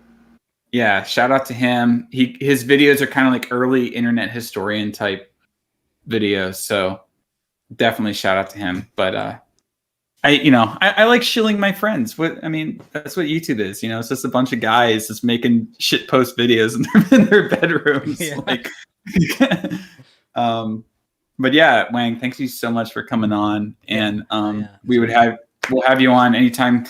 Any other time you want to come on, or just want to hang out or anything like that. And I'll actually be up in DC for the next several months. And so I'm like a 2-hour train ride from New York. So if you ever if you want come to hang to out, the city, fucking let me know. We'll do some shit. I mean, this summer in New York City is gonna be absolute fucking chaos. It's already beginning. So yeah, no, but being in DC, like I think where I'm living is like 5 minutes away from like an Amtrak, so I can go up to New York just on the weekends for anything. So I'll hit you up if I decide to go up. Yeah, awesome, dude. Thank you so much. It's been a pleasure. Thank you so much for coming on the Kinokast. The Kinokast, best podcast on planet Earth, best movie podcast especially. Yeah. Okay, guys. Liquid Sky was pretty good, by the way. Liquid Sky, yeah. Would you recommend Liquid Sky? I would recommend Liquid Sky. I guess we should talk about I mean, I definitely recommend that movie. I mean, as soon as I fucking finished watching it, I hit you up about it. I was like, yo. Yeah. It's a really interesting film, and I think you can get a Blu-ray now. There's a new restoration of it. The cinematography of it is actually quite beautiful. I have to say, it's a very beautiful film. It's weird. There are some bad actors in it and stuff, but it kind of adds to that like vibe that it's going for. And it's actually my second time. The bad actors. Yeah, actually, that makes it that makes it more of a gem. I feel like just the second time. Yeah, it is. Yeah. The second time watching it, I enjoyed it a lot more, and it was funny that like it was super entertaining, especially after I knew everything that happened. And I knew where it was going and everything, and I was able to just really enjoy everything about it. And I thought it was a super entertaining film with really great lines. It's like these lines that kind of come out of nowhere and hit you, and you're just like, "What? What? Okay, I guess I said that." It's great, but yeah, Wang. Hopefully, you'll come on the podcast again. Hopefully, I see you guys before then. Yeah, hopefully you do. Yeah, I'll hit you up maybe in a couple months. Yeah, we'll be at VidCon from Thursday, I think, till like Monday. Till the Monday. Okay, yeah. So my dates that I'm going to be in the area are Saturday and Sunday. So yeah, exactly. Oh yeah, that'd be fucking sick. Yeah. Yeah, we'll go up and see you. We'll I'll see if we can get tickets, and we'll go up and see you guys. Yeah. Sick. Awesome, guys, dude. It's been good. All right. Thank you so much. Peace out. Bye-bye. All right. That was good, right? That was good. Right, yeah. Let me stop the stream. Or no. Wait. Let's keep going on. Let's do like another. All right. Like I'm gonna take like a piss real quick. All right. Yeah. I'll just talk to the. All right. Talk to people. Read super chats. I don't know. Yeah. Read the chat. Wang getting ghost gum pilled. Baron Julius von Brunk. Kino, come hang out with me in Lower Manhattan. Yeah, sure, man. Yeah, I'll come hang out with both you guys. We'll all get together and have a good time. Cringe emp equals hang out with Eggy in Manhattan few weeks ago. Yeah, I know. Sallow is the best date movie. Girls love it. Of course they do. Of course girls love Sallow. Come on. Whacked. Yes. Yes, he was whacked. Most definitely. We need a painting of him with the women and cocaine in the style of The Last Supper. I do agree with that, Trevor. I think that's a good that's good. Remember how much he shit on Eric? Yeah, that was pretty funny. Yeah, and I see people in the chat, especially Baron, talking about how like Florian, yeah, he did leave all the servers that Monkey put him in. He left all the servers that Monkey put him in because we kept making corn pizza jokes. That was funny. The second I get here, Kino talking Sallow, nothing changes. Look, come on. It's a part of my personality at this point. A Serbian film analysis when? Actually, so I was at my local FYE, if you can believe that FYE is still operating. And I saw a Blu-ray of the uncut Serbian film. I almost bought it. I almost got that Blu-ray. So I don't know, maybe at some point, but it's not going to be within the next few months. Yeah, I'm just going up through chat now, just reading what people are saying. Sorry that I wasn't interacting with chat. You rephrase that. Sorry that I wasn't interacting with chat too much, because obviously, like, we were, we were talking. I wanted this to feel like an actual podcast, just with, so I was reading super chats at the end, but now I will be, reading what people are saying and kind of going up and let me see. Let me just kind of go up and go from the start and see what people are saying. Justin Kim. Okay. Can't hear Oki well. What's up, Kino? Dogma was great. Wow, it's going way back, actually. Vince Vintage. I was in the background of Girls Gone Wild, episode 100. Yeah. I don't believe that, dude. Happy birthday, Kino. Thank you very much. Thank you, Vince. What is Whang wearing his swim shorts right now? We want to see them. Ghost Gum, who is the most base Twitter out of the three of you? That is a very hard question. Actually, Ghost Gum, let me make you moderator. All right, Ghost Gum is part of Wrench Gang now. We need K-pop and movies. No, we don't. Rebel, shut up. Too bad my boy Vinlove did not get the announcement for the stream. Yeah, I think he did, and then I think he deleted his stuff because I saw that he was in the chat and then he wasn't. I didn't do anything, so oh wait. Hey Kino, can you give your opinion on Florian Himsel? Yeah, Florian hit me up like a few weeks ago. It was like, oh, actually my mom watched Nomadland and she really liked it and she thought it was a great film. And I was like, okay. Like, all right, that's her opinion, okay. Let me see. Hi, Rebel, how are you? Blah, blah, blah. I'm just trying to make sure that I respond to anyone. LOL, Kino, your personality is literally the movie American Psycho. I hope it is. He's literally Patrick Bateman. Tom Bombadil, I'm reading the American Psycho book right now. It's pretty good. Yeah, it's a really good book. I agree. It's a really good book. It's really funny. A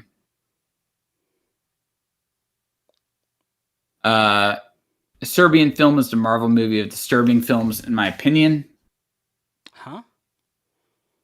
I don't really know what that means, but I guess because it's just sort of mainstream or something like that, or doesn't go that far. I get that then.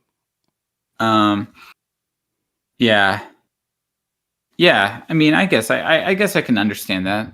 I haven't seen it though, so I've yet to really make an opinion on a Serbian film because the versions that I had access to were like the censored versions, and I didn't want to watch like a cut, or like a censored version of it. I wanted to see like what the intended version was. It's not but very good. I heard that. I heard it's just not that good. And the Blu-ray of it was like $30, and I was like, I don't know if I want to pay $30 for a Blu-ray Yeah. of a movie that I'm not like I don't have a lot of faith in. I think that's like one of the movies that it's fair to just like torrent it. I'm not going to say that. Torrents. I live in the United States. Right? Go what ahead. is your What say? So Blue Man asks, what is your contingency plan on when you get canceled? You've already been canceled, kind of. Yeah, I've already been canceled, kind of like in a really weird way. I just don't think that I'm gonna change anything. I guess I have changed a little bit where I really only talk about movies and stuff online. I try not to be nearly as online as I used to be. Mm-hmm. And my work is not really in YouTube. YouTube is just like a fun thing that I do on the side. So people won't watch my YouTube channel anymore. Like, who cares? Yeah.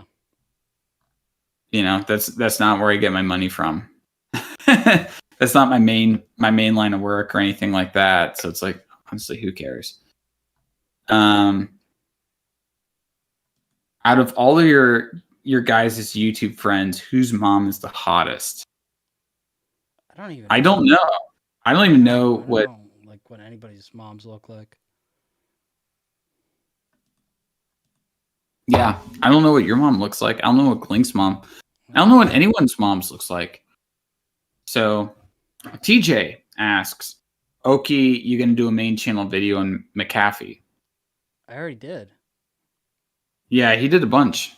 Well, I mean, I've done the series, but I also did like after the day he died, I made a video, and what I'm gonna do is I'm also gonna re-release the series with an addendum, an additional part to wrap everything up from 2018 until the time he died, and I'm gonna release it all as one video rather than a series.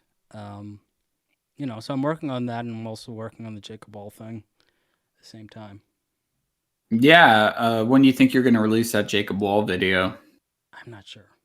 Don't ask.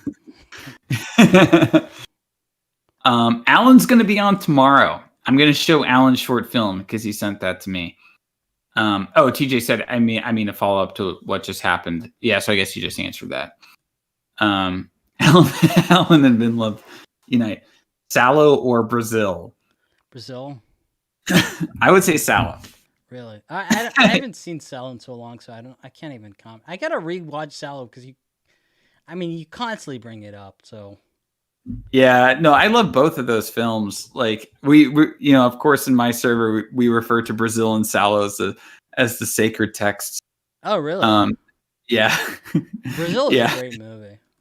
Yeah, it is a great film. I love it. Let me see. Let me look up. See, there's some other people saying some stuff. Florian's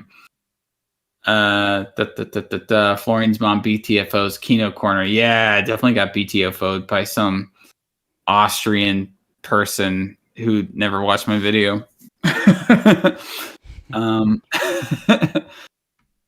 Yeah, no, I mean, but I think that I think the question about being canceled is, I've thought about that though, and as I said, like, YouTube is just like a side project for me to just like have fun and make videos and share that kind of stuff. Go on, sorry.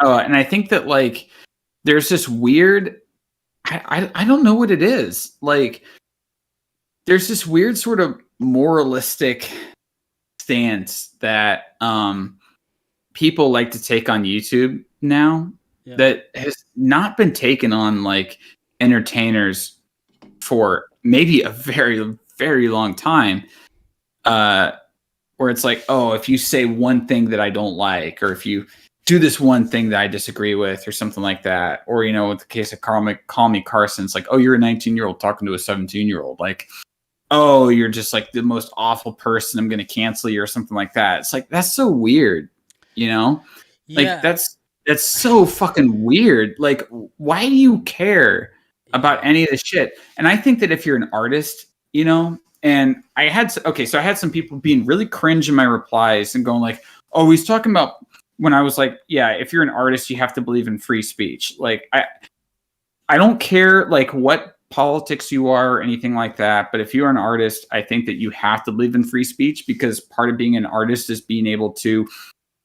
talk against the establishment, is to kind of go against the mainstream, And some people are like, oh, he's talking about political free speech, he's not talking about social repercussions. That's a really sort of stupid way to even think about that, because some people are super like, like they're Karens, or like they're HOA types, and they'll try to, you'll say something they disagree with, and they'll try to call your business, and they basically make you out to look like some kind of villain or something like that, and get you fired from your job.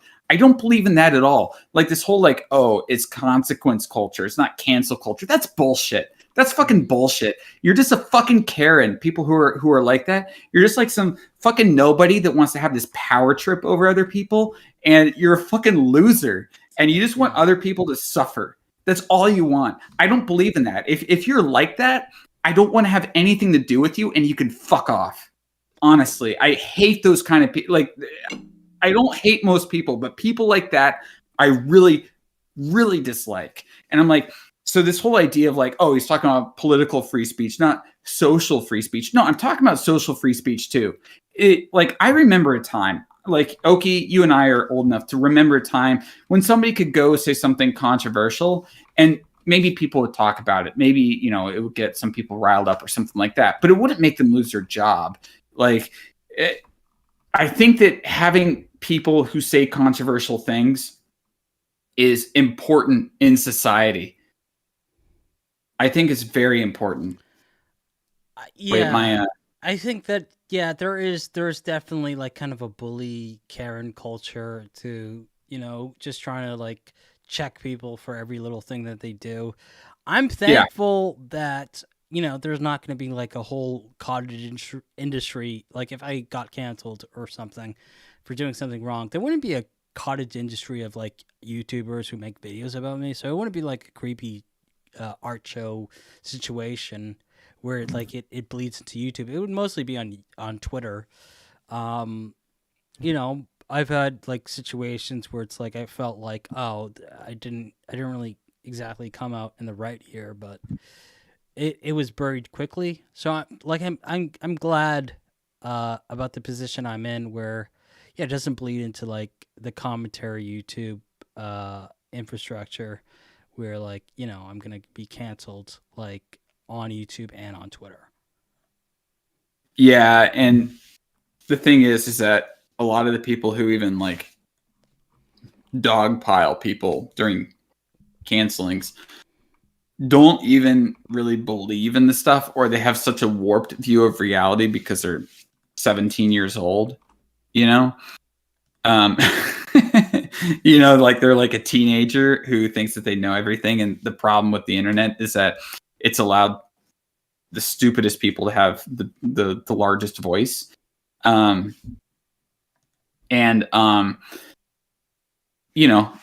just think that there's a lot of people that dogpile in that maybe don't even necessarily believe in it, but they just know that they want to cash in on the views, and they have to have the right opinion. Otherwise, they could get canceled themselves. There's a sort of weird sort of economy going on there. They're all like, a lot of them are just opportunists, and just jump on any kind of like new thing that's like popping off. And I'm glad I'm not in that ecosystem. Like, I'm not a John Swan who's in the drama commentary ecosystem where like everything can just like end for me because I make a mistake, right? So I'm I'm in a very comfortable position, I suppose, and I'm happy Yeah, with it. I guess same here. I don't talk about like YouTube stuff or commentary stuff that often. I know I made the meme about Creepshow art because I trolled her a few months back. Mhm. But I know I made the meme about her, but other than that, I'm not going to really get involved in any of this stupid drama because when you get involved in the kind of drama, you're also sort of bringing it on yourself for people to, if something comes out about you that's maybe doesn't make you look good, uh, you're kind of bringing it on yourself to have all that, people dogpile you on that. And the thing is that nobody is perfect. A lot of people have skeletons in their closet. A lot of people aren't perfect. Just about everybody is just not a perfect person, if you can believe that. Oh wow! And Imagine that. Imagine that. Wow. yeah, It's like we're in the yeah, Twilight Zone, where it's like, oh, you have to be like perfect, immaculate in every single thing that you do, or else you should be shunned for the rest of your life, and your career should be destroyed. Even it doesn't like it went from, I think that like a lot of this like stemmed from like the Me Too era stuff, which I mean yeah, it started with really one of the worst things that you can possibly do to someone, which is rape. And it's gone to this point now where it's like you could be canceled for making someone feel slightly uncomfortable, which it's a joke. It's yeah. It's a total joke. But the problem is there's so many like, I forget who said it. Maybe it was Churchill, but it was like, talk to the average person. If you talk to the average person, you realize how stupid they are. It was something like that. yeah. And I think that people who are terminally online tend to be a little bit dumber than usual. Or they, More autistic than usual. I yeah, mean, like a and lot of people have mental illnesses, and they care more about this kind of stuff. Like I remember just like, you would hear this shit about celebrities, fucking up and doing all this kind of stuff. And you're just like, oh well, they're an artist, right? They're an actor. You kind of expect them to have a little bit of a fucked up life, It's like as long as it's not like something absolutely horrible, like who cares? And now it's like, oh, we're gonna cancel this person because he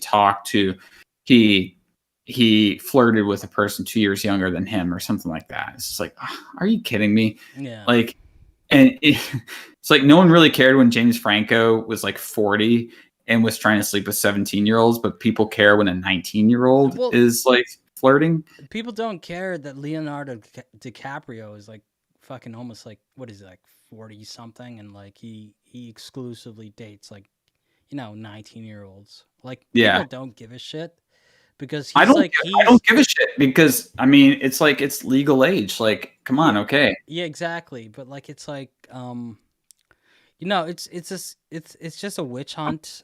People like to see people be teared down. Yeah. It's like that South Park episode, like the Britney Spears thing, like the where they're like they try and like they want to burn her, and like people are just like, I don't know if you ever seen that South Park episode, but like Oh yeah. it kind of shows this thing where it's like people like to build people up as much as they like to burn them down, and And it's such a weird thing, right? Like it's so yeah. weird because it's like at that point you realize that to all these people in the world, you're not a person. You're not a real person with real feelings, with a real life, with a No, family, with friends, with kids, with whatever. you're You're just this piece of entertainment. yeah, exactly. It And yeah. yeah, they disconnect you from your personhood. They see you as just like an avatar for them to put their rage onto, and to enjoy taking down, but they don't think about you as a human being in that situation, and even Yeah. other situations. I think that that's one of the biggest mistakes that anybody who has a platform can take, is like to think that like people who are consuming your content actually care or think about you as a human being. That's just not true. They don't. So Yeah, I don't really believe in, as I said, the one. I'll talk privately about some certain matters, about some YouTube drama or whatever, but other than maybe a meme or two, I don't really believe in dogpiling people because I also know what it's like to be on the other end. Um, and if people didn't know, what happened recently to me, it happened about a month ago, is that somebody took a lot of my tweets, they took them out of context, they took them out of all sort of context, right?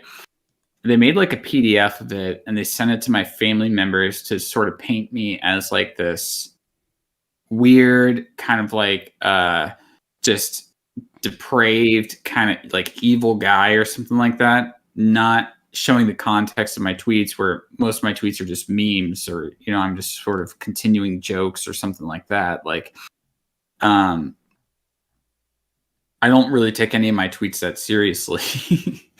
You know what I mean? Like, it's just I see Twitter as just a shit posting. I know you see it the same, where it's like, yeah, I can tweet something. It doesn't mean I necessarily like believe it. I'll just say something because I think it's humorous. I'll think it's funny, and I'll retweet something, or I'll say something just because I think it's funny. It's not because I actually mean it. And so somebody took me out of context to send it to all my family members to basically try to get my family to disown me.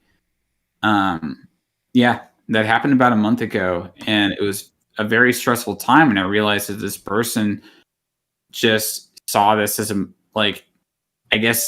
saw this as some kind of way to have like power over me, and some kind of. And that's all it is, right? Because like, you're not a politician. They're not doing anything really that's going to affect anything other than just tearing you down for no reason. Yeah.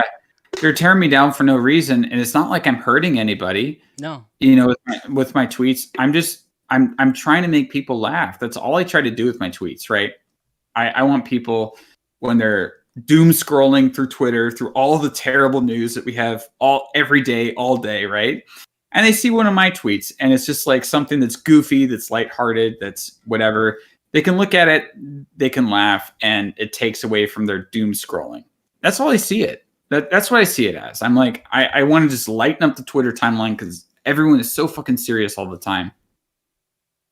I don't want to be some guy that just contributes to this negativity online. It's just a sickness. It's a weird, twisted sickness. It's yeah. What do you get out of it other than like some sort of fake power? Nothing. Yeah. And I'm like probably one of the most like pacifistic people, one of the most like pacifistic people.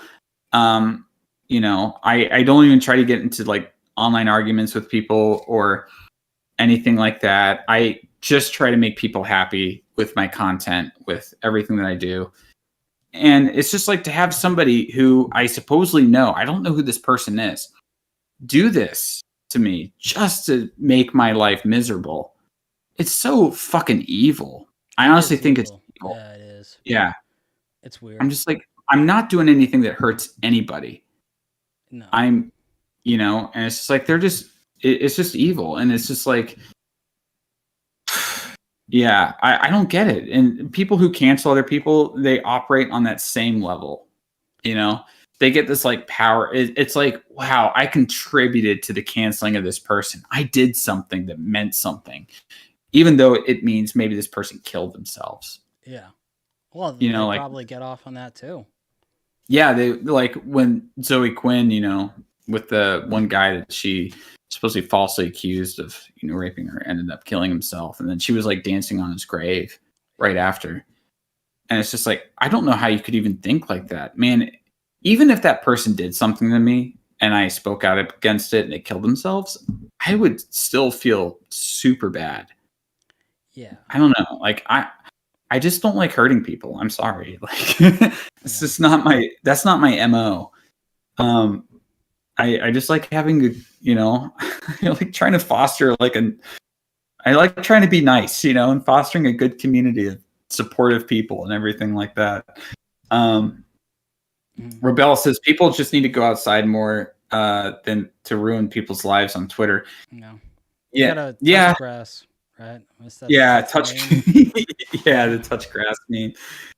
No, but I think that like if even if they weren't on Twitter, they'd be trying to do that in real life. But the thing is that when you try to do that in real life, you actually have to like back up what you're saying. Because when you do stuff like in real life and you have to confront somebody in real life about stuff, you better have a really good argument. But on Twitter, you can just have accusations, just throw them at the wall, and then you're going to have a bunch of people that believe you. You know, it's a lot braver to come up against somebody who maybe has done you wrong in real life than to just make a tweet about it. Yeah. Yeah. You know, But it's been a fun Twitter stream. would. Yeah, it's been a fun stream. Hey, let me just put this for the chat. If anybody has a final question for me or Oki, just I know that there's probably like a minute delay here, but if you have a final question for me or Oki, put that in the stream, and we're going to end the stream here in just a couple minutes. So if you have a final question, I'll read it out. And yeah, so Oki, thank you for coming on. Thank you for helping me host, because It's obviously awesome. my I'm looking forward to tomorrow with the fucking.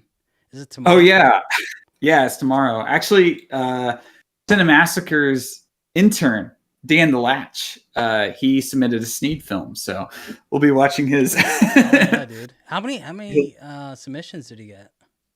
So I got a bunch of submissions for the regular short films. I'm gonna have to go through all those probably tomorrow morning, to find like because I got so many. I didn't think I would get that many, but I got a lot. So I have to sort of trim through those. And what I'll do is I'll just like forward those emails to you so that we can watch those on, so you can just like bring them up on stream. Okay, sick. And so I'll watch those tomorrow morning and send all. I guess I'll have to download them, right? Yeah, you'll probably have to download them. You have to send it to me tonight, and then I can download everything and like have it ready. Yeah, or I wake up at 6 a.m. So send it to me. Send it to me, and then. Yeah, I'll send it to you in the morning. Yeah. Okay, sick. And yeah, so I'll just watch the short films, send you the ones that I want to show. And the winners, so there's going to be 2 winners of the Sneed film and then the pre-made short films. And the winners are going to get, I'm going to give them a subscription to the Criterion channel. Oh, sick. Okay. Nice. Yeah. So who's got the last question? Yeah, so there's a couple more questions. Favorite video game from Alonzo Antolin. So, okay, you want to answer that first? Well, okay, StarCraft 2 is probably my favorite video game. I almost got like to a level where it's like pro in StarCraft 2. I spent like a lot of time playing that game. I went to tournaments and I was pretty good at that. Not very good anymore. But I actually want to answer like the favorite the favorite sex scene question, and I'm not going to say irreversible. I think the Deep Blue, which is hold on, I always forget like whenever it's necessary to remember like the names of shit, like I'll forget. It's called The Big Blue, actually. It's a 1988 film. It's directed by Luc Besson, and there's like a 2-minute long sex scene that is the funniest, most retarded sex scene I've ever seen in my life. Oh, dude, no, before you say that, I want to say our friend Ren's Reviews is in the chat. Ren's Reviews, hey! Dude, What up? Ren, do you want to, should I add him? Just for like the next 5 minutes or something? Let's do it. Yeah, hell yeah. Yeah, let's do it. Yeah. Let's go. Ren, I'm going to add you right now. I fucked up with Ren's the podcast we did with Ren, by the way. So yeah, so we'll do that. Yeah, dude, I love Ren. He's one of my favorites. He's one of my my favorite boy on the internet. He does like legit like good content. Like he'll go out and Yeah. he'll like figure out like scenarios to like make skits about and shit and add it to his videos. Like he's Yeah. like legit really good. Yeah, he's really good. Dude, Ren, what's up? Are you there? Hello? Hey, Ren. Ren, what's up, dude? What up, dude? I can't hear you guys. Does this make for good content? Hang on, let me Oh, fix some no. settings. Oh no. Oh no. Hey, Wait, so I have another question. okay, now? I can hear you. I can hear you perfectly. I can't hear you guys at all. No, you can't hear me? Wait, check your Okay. Discord because it might be sending the audio through your microphone if you're using like a Blue Yeti or something. Because some microphones. Can you guys troubleshoot me? Yeah, I can troubleshoot you. Yeah, so if you're using like a Blue, some microphones also operate as speakers, so it might be. Wait, let me Okay. type this in. Some mic operate Oh. as speakers, so it might be sending your audio through your mic.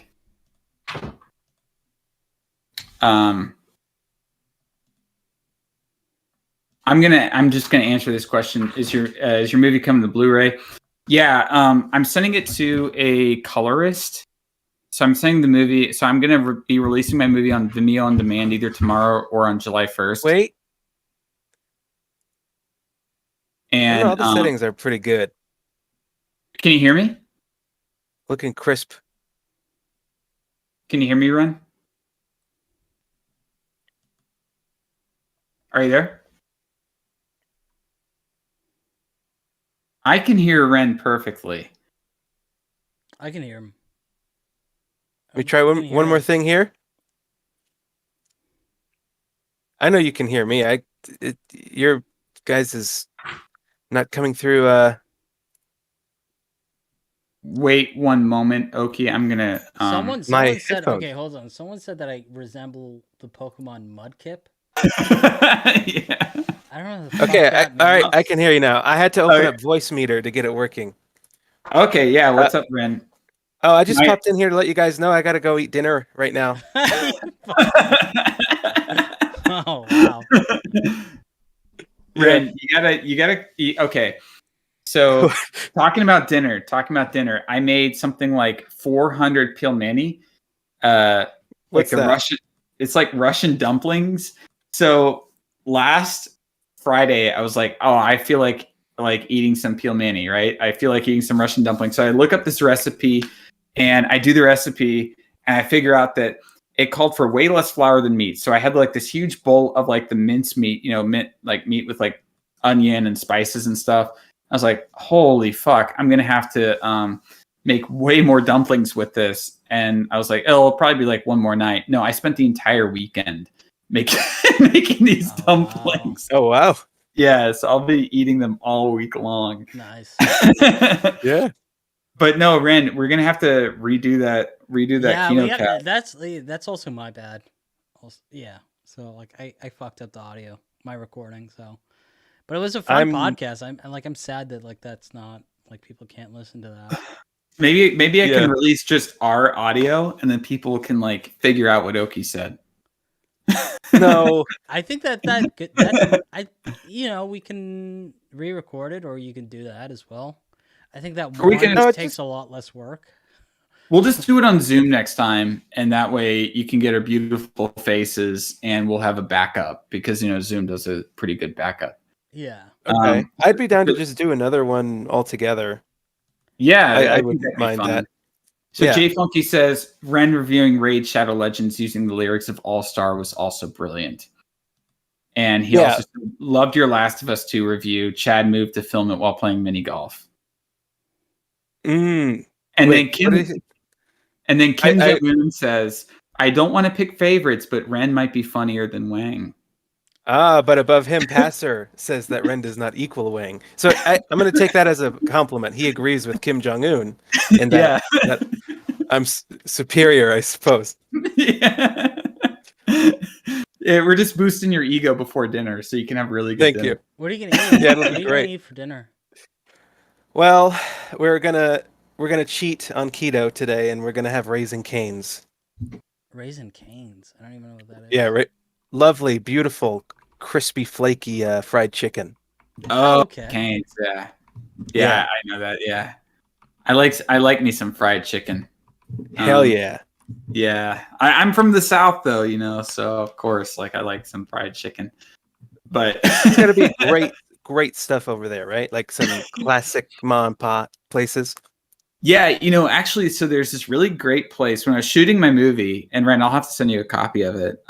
Okay. When I was shooting my movie, and I was kind of in the inner city, but there was this place that was right next to my location where they made hot chicken, and it's that like fried chicken where they just like soak it in hot sauce, and Oh, I love it. It's so good. that sounds good. Yeah. They soak it in hot sauce and they give it to you with toast. So you like eat the fried chicken with soaked in hot sauce on toast, and it's super good.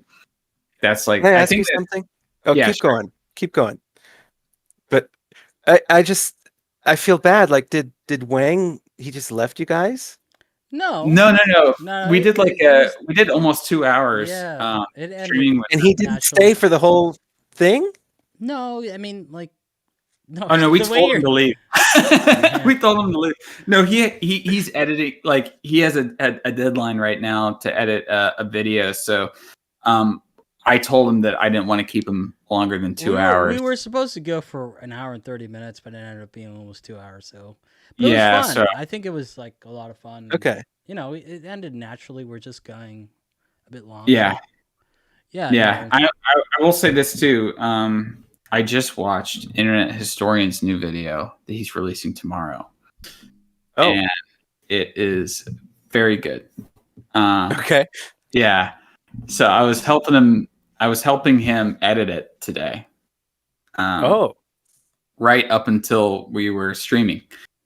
And I think that it's going to turn out very good. So everyone, you know, it's on his second channel. It's like his In the Field thing. It's a thing that he did with Sumida Media. So everyone look out for that. I think he said he's releasing it tomorrow. okay. So everyone be on the lookout. Ren, are you a fan of Mr. Internet Historian? Oh, of course. Okay, good. Yeah, Yeah. he's one of my favorites. Like we were talking about how Whang is like one of the nicest guys on YouTube, but Internet Historian is definitely up there too. Is one of the nicest guys on YouTube. I haven't met either of them. But you should come to VidCon. I plan to, actually. Really? yeah, this year. Yeah. Yeah. All right. Well, Yeah. the place we're looking at actually can have 8 people in it. So hit us up if you want to like split an Airbnb. Well, my girlfriend will be with me, and she's Oh, okay. she's Ren's a little bit of a fucking? biter. That's all you have to say. Oh, I have a girlfriend. All right. Ren, you're fucking? Like Ren's fucking, huh? Yeah. for you. Mama needs her loving, you know? Oh, good for you. Yeah.